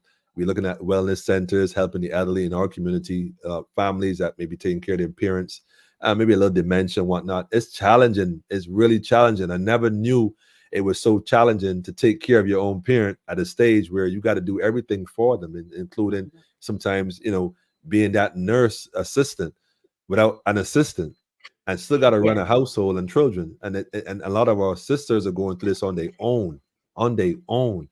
And it's like, no, we got to find ways to help the community. We got to find ways to alleviate some of that pain, some of that stress. So again, it's about resources and pooling resources and working together. And the community, for the most part, they're great. I love them because they're very straightforward, very honest. Shout out to the whole FADE family. FADE stands for, it's an acronym. Shout out to RPM, by the way. FADE stands for Focus, Analyze, Develop, and Execute. So that is to focus, analyze, develop a solution, and just execute it. So it's about solutions, not just sitting down discussing the problems and, like you said, the Getting something conspiracy done. and all this other stuff. Been there, done that. Let's look for some solutions. Let's focus on the problems, analyze what we can do about it, develop something, and just execute it.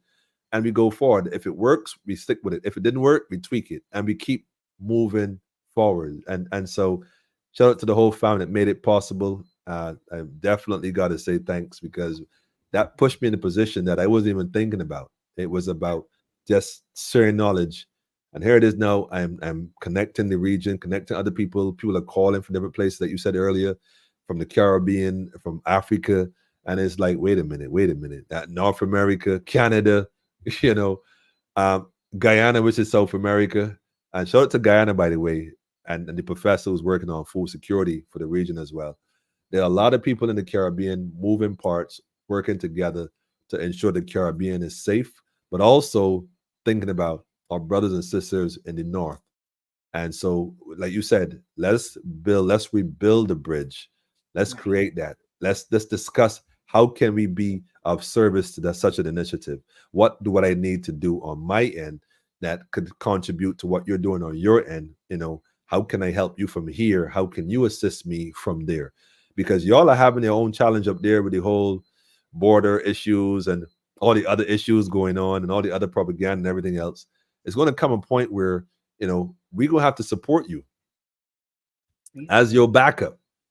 The fight is in the north. We can't think that, because Haiti was a good example, because when they defeated the French, the so-called Great Napoleon, our brothers and sisters in that territory, which is the first place that this alleged Columbus would have visited. The point I want to make is, although he didn't step foot on it, the point I want to make is, had we backed them up, they would Haiti wouldn't be an isolated island right now. Hispaniola going through the challenges it's having on half of the rock, because the other half is lush and green. So the issue isn't the climate or the condition, is that circumstances by outside entities have influenced and caused the destruction of what is happening over there right now. And although other things are happening that may be positive, had we supported each other, we would never be in this position. We got to find ways to support each other, stop looking at our differences, and look at what we have in common. I agree. I agree.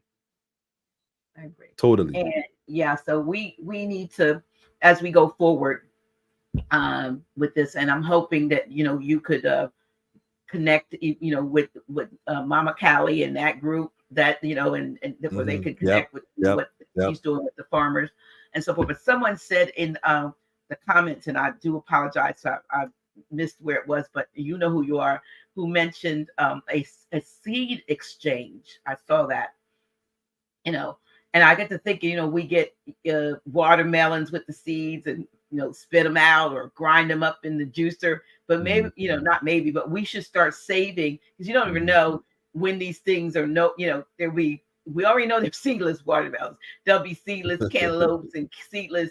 I mean, seriously, I saw where there's probably on the bag of lemons, seedless lemons. I was like, oh no, Oh man. I seedless got it. lemons. It's funny. Someone gave me a seed. Well, no, someone gave me someone gave someone a seed once, and they basically planted it and they grew a lemon tree. Then they gave me the lemon tree and to take on the farm. And this lemon tree was small, and it is growing so big now. And I'm thinking, you see, like you said, we all could do little things. We don't have to now she collected a seed. It's a seed and planted it. And you know, my point is we could all do something. It doesn't have to be great. but something. Just do something.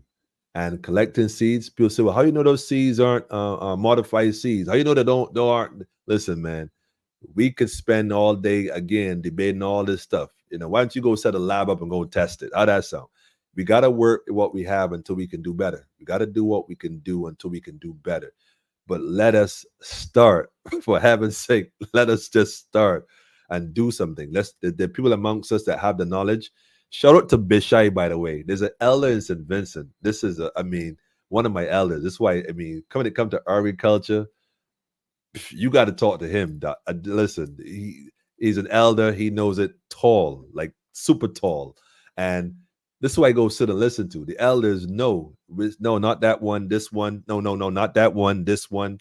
Which herbs, which bush? No, not that bush. That's for asthma. You need the root of that one, not the flowers. The flowers for something else. And it's like, man, the Caribbean is where it's at. And the knowledge is here. I'm sure the knowledge is there as well. Let us connect. Let us share. Let us help each other. Because we have at the House of Reawakening Minds this past summer, I went in the yard and discovered we were growing. I was like, we got all these weeds. And it turned out that almost every weed was a medicinal herb. There you go. Cleavers, mugwort, red clover, with so many different things Cat's going out claw. there. With so much, and I didn't plan it. So nature knows what we need. That's and right. Whether the birds dropped it from somewhere else, they filled the yard with medicinal herbs. The birds then dropped it. The birds brought it for you.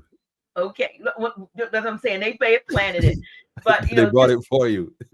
Just to they know that out. you needed it, Dr. G. They know that you needed it. The universe gave them the message. Go plant this in Dr. G. Go put this in Dr. G backyard. Yeah, well, it was, and so I have a little app that I can identify the plants, and I'll find out what their medicinal purposes are and so forth. And so I make sure, and then Cynthia and I did put out an herbal book about herbs and making really. Your own, but yes, in your own, having your own. You gotta send the link. You gotta send the link.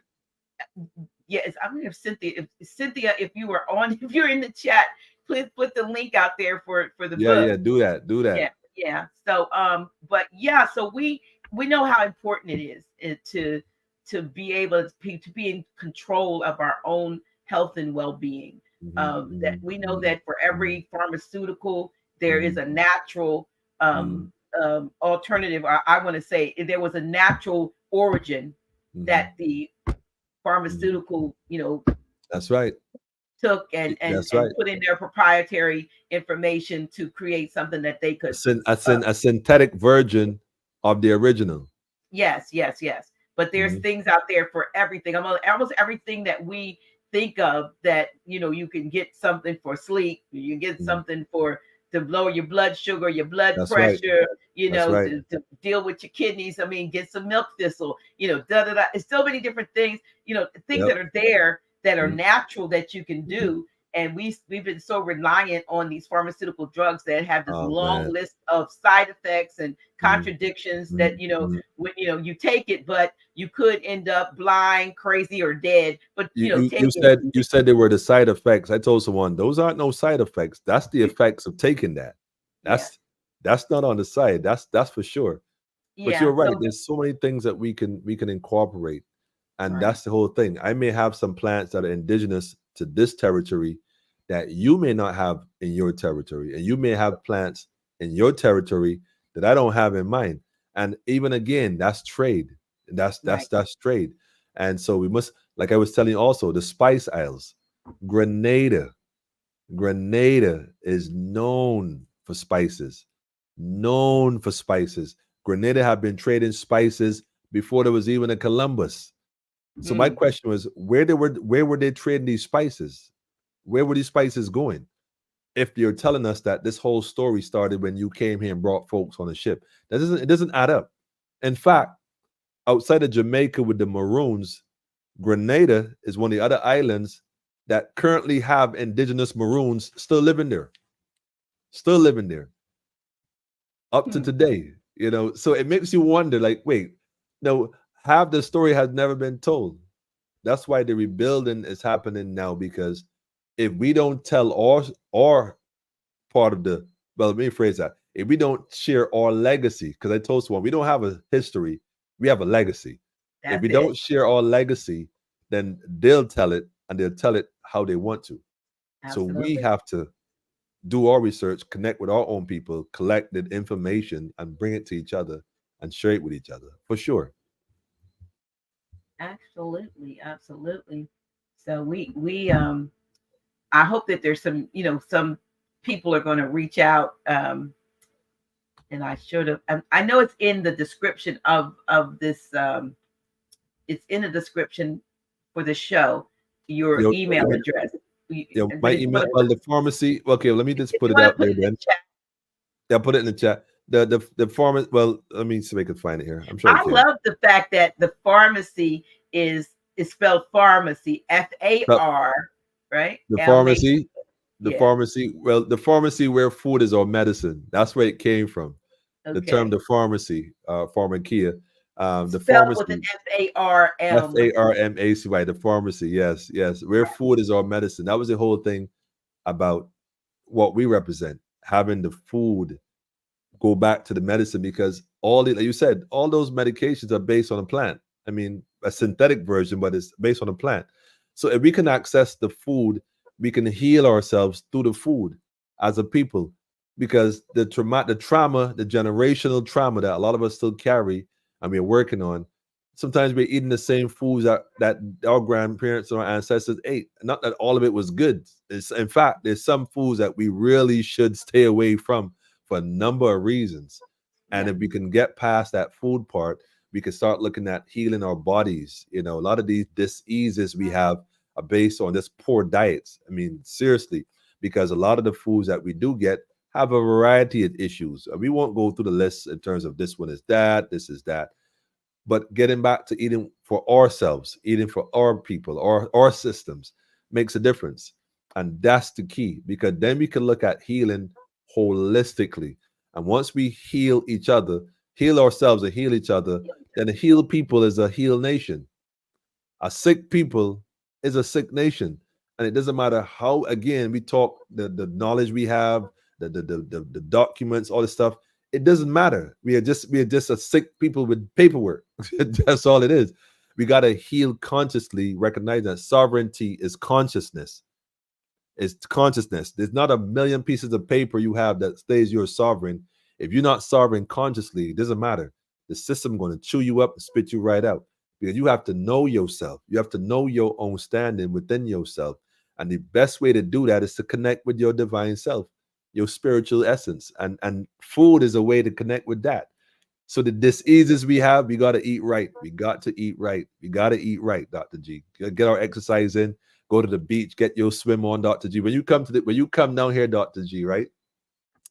You're going to the beach. You get a whole C.E.O. There's a whole group of sisters right here in our community. It is interesting because it kind of happened on its own, which I think was very, yeah, that was beautiful. It was beautiful, because the idea of sisters coming together, helping each other, from the young to the older ones, sharing experiences, learning from each other.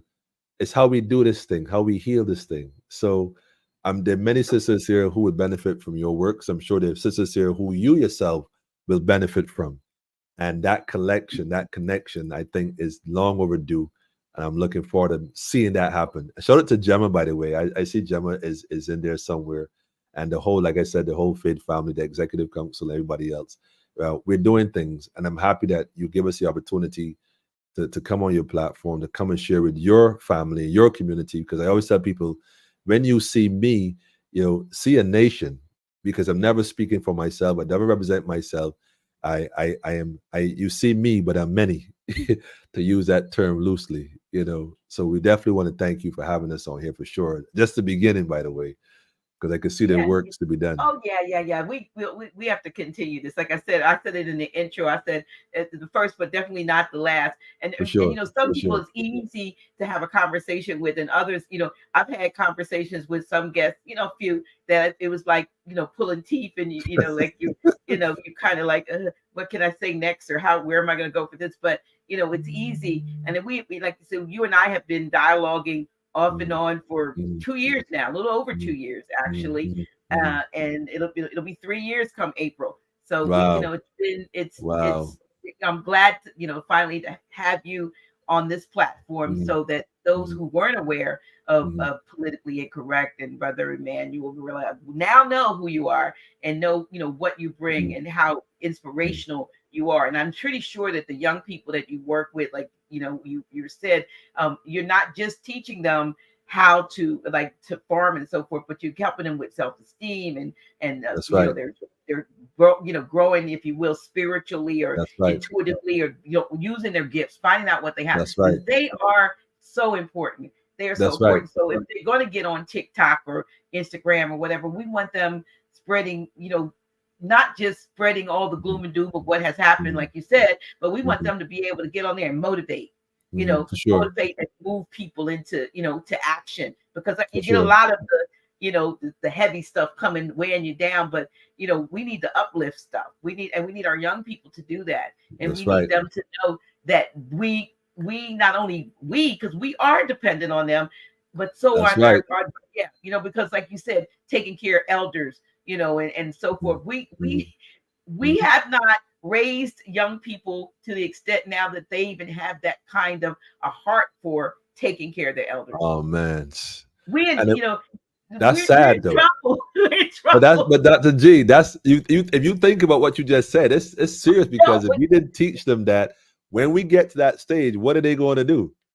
Like they're going to leave us, man. In that's fact, we right. have a situation here in Barbados now. I'm not sure it happens where you're at, where some people that take their parents to the hospital and just leave them there and just leave, literally just leave them there. Don't even go back. Like that is like, what, you kidding, right? Like, but I not that's and it's not a judgment on my part because I don't know the circumstances that caused the person to do that. But it's like, no, we got to find a way to help each other. I mean, there are people I met through the program that shared that they helped their mother in the final stage of transitioning, and they were suffering from dementia and whatnot. And when they started to share that story, like I felt like crying because I didn't realize it was really so hard. Like, wow, you would never imagine. So my thing is, how can we as a community help those amongst us who are at home with their parents and trying to juggle taking care of an elderly, or in some cases two, and still got to take care of the children, still got to do your work, and still got to maintain the house and everything Yes, else. And yes, and in most cases, unfortunately, and I say this as a man, regrettably, single parents, mostly females or sisters, are really going through a lot.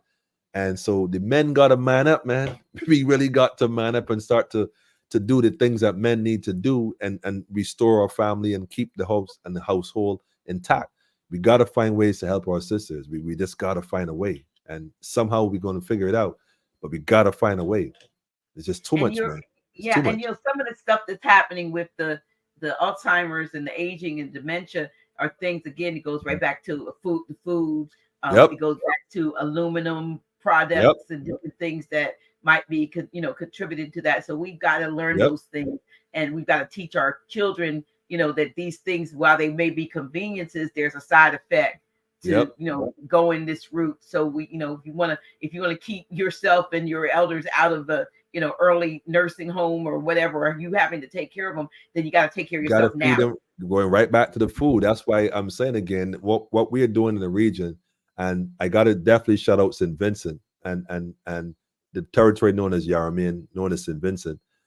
That's what inspired me the most. I mean, I first visited St. Vincent and I saw farming on a different level, on a different scale of Barbados. Barbados is pretty flat, so most of the farms here are pretty flat. I Mhm. grew up seeing that. St. Vincent is mountains. When I saw people farming in the mountains on mountain sides, there's no tractor, there's none of that. This is all by hand.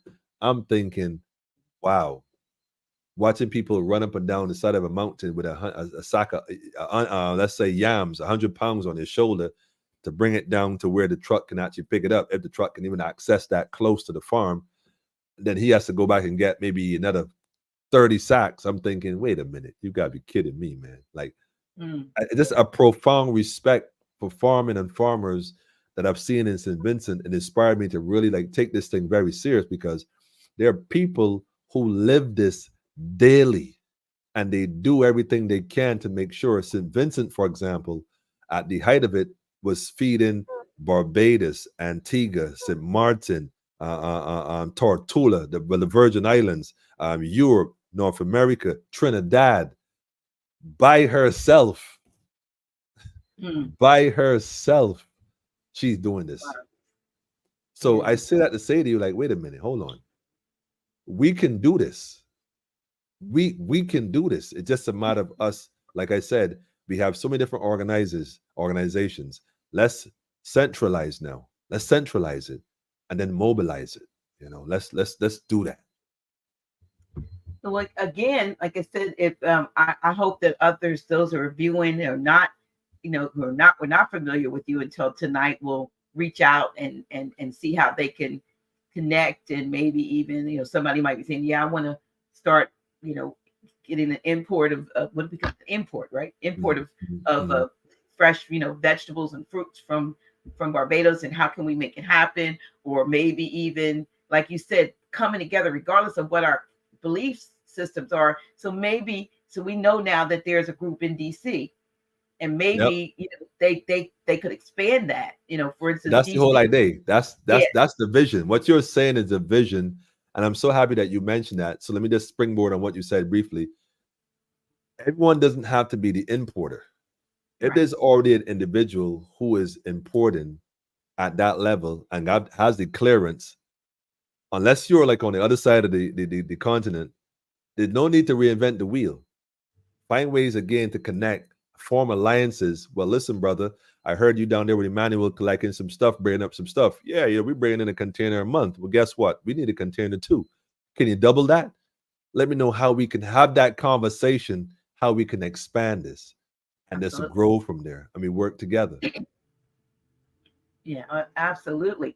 Well, listen, we are in our last 8 minutes or so, so I want to give you, any last, words, or Mhm, anything you want to share with us, and mhm. what you maybe doing in the next few months or so that people might be of interest. Whatever you want to Okay, share, please feel free to okay. do that at this point. Well, let me go ahead and do this right here. I'll share this one. Let me and I'll speak on it briefly first before I actually play it. The food basket initiatives. This has been a dream for quite a while, and the reason is because I don't know what North America, but when last we went to the supermarket in Barbados, the prices of food is going up and up and up and up. The price of the fuel is going up and up. So to drive to a supermarket, you're spending more money. To buy the food in the supermarket, you're spending more money. Then you still have to drive back home and spend more money. So it costs you more, and you got fewer bags. So one of the ideas was a food initiative where we go from farm to kitchen. So we have this idea of a crate where we pack some amount of food, vegetables, spices, herbs, a whole bunch of stuff, fruits and stuff, and we deliver it to you directly.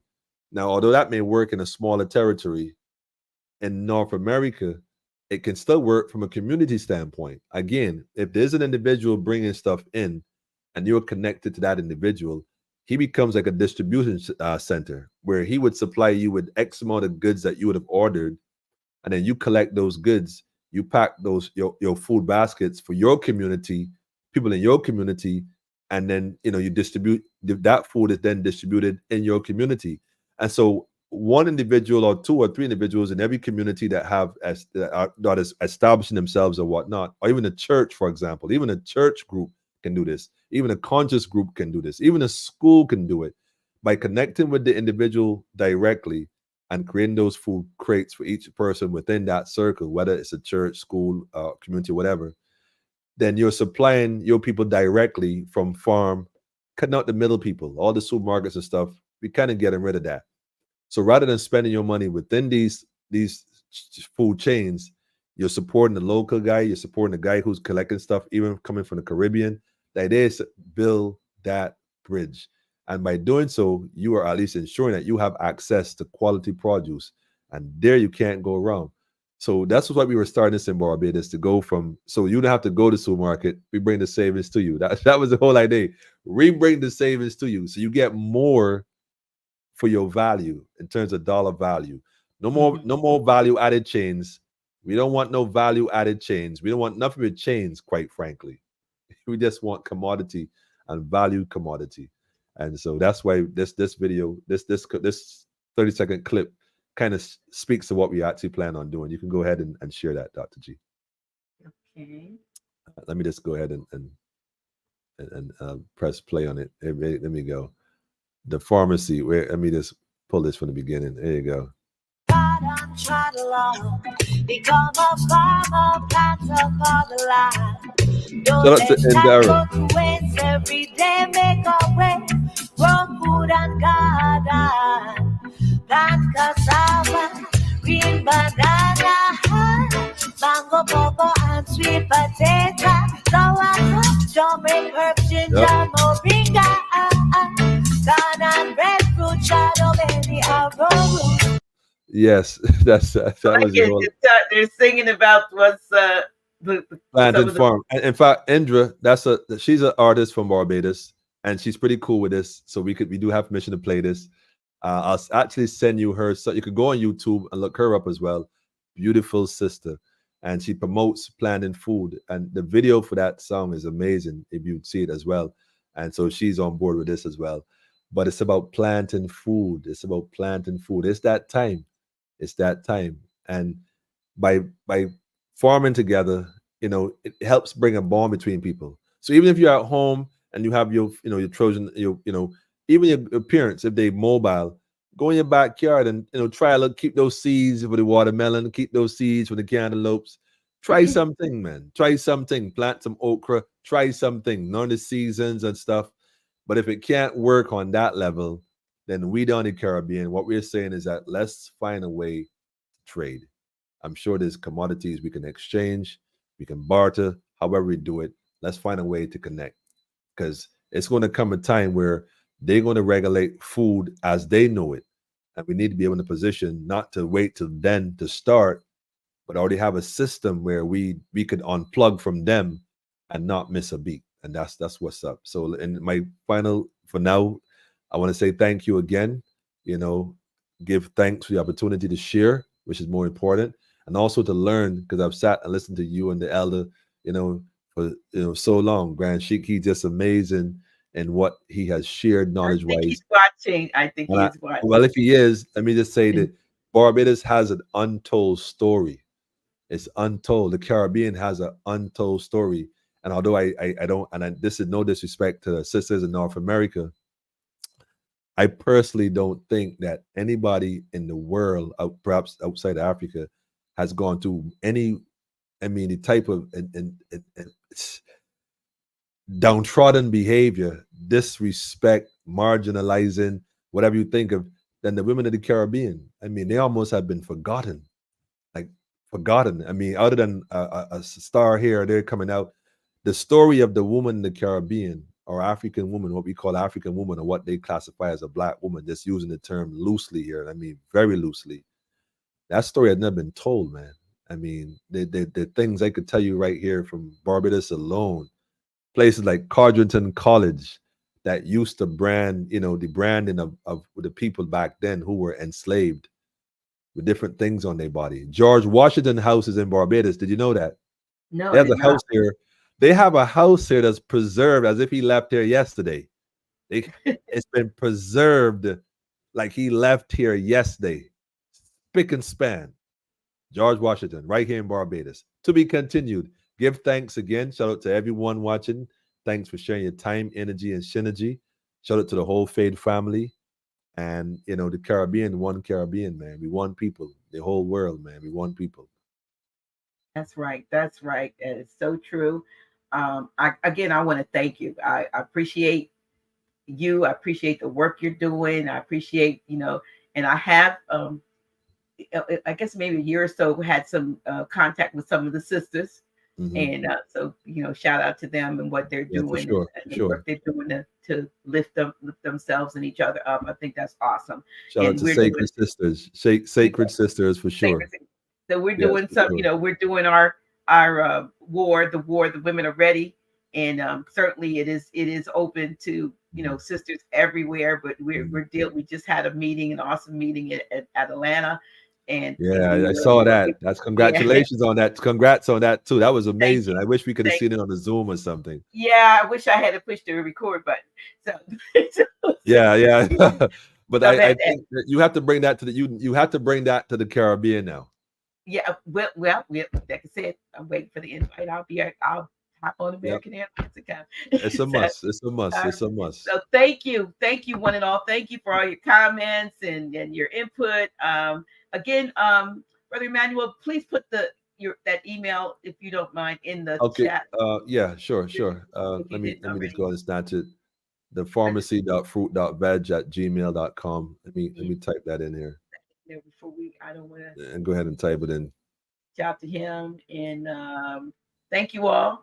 I want to thank those of you who responded to Grand Chic and my request to kind of give us a handout with the $9 a month as working along to help to support what we're doing at the House of Reawakening Minds. Excuse me. Thank you for all of those of you who did.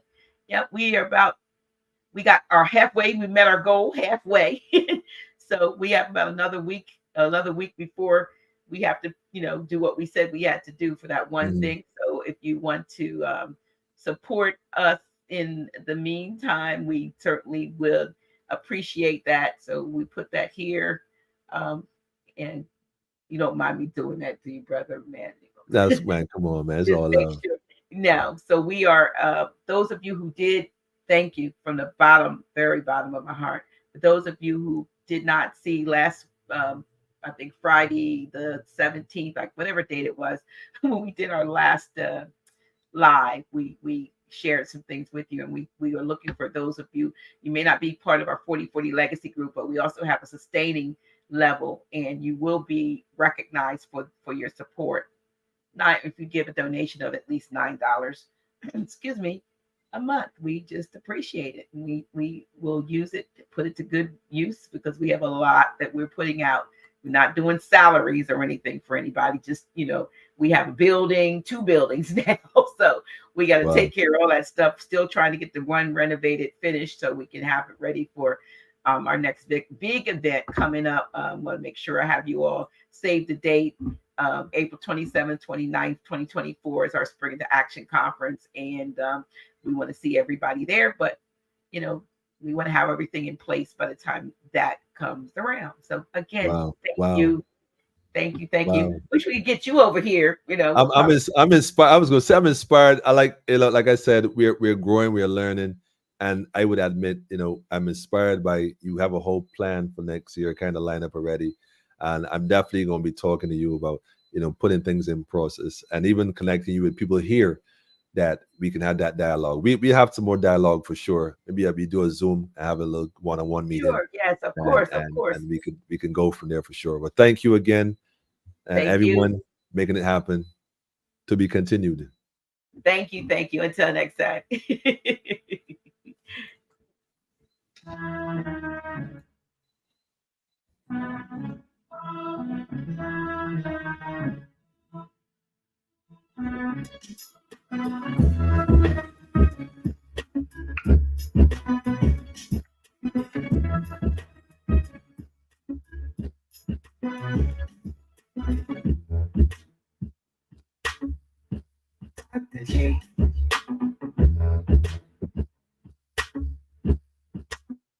Really? Who's she? Yeah, that's me. She.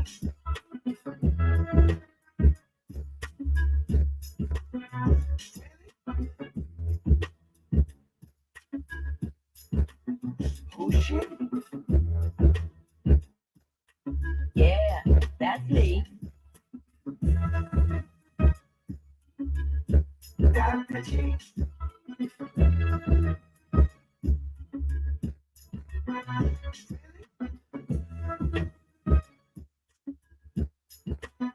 Who's she? Yeah, that's me. Dr. G.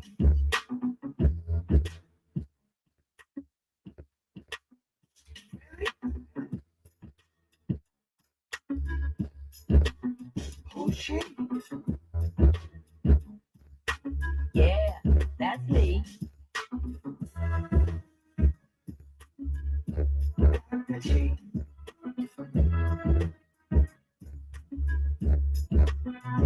Really? Who's she? Yeah, that's me. That's she.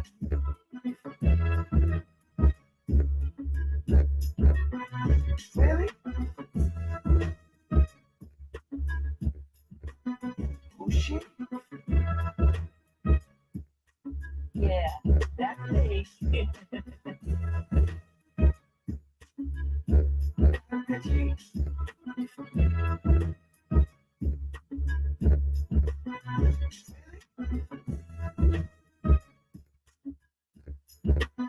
Who's she?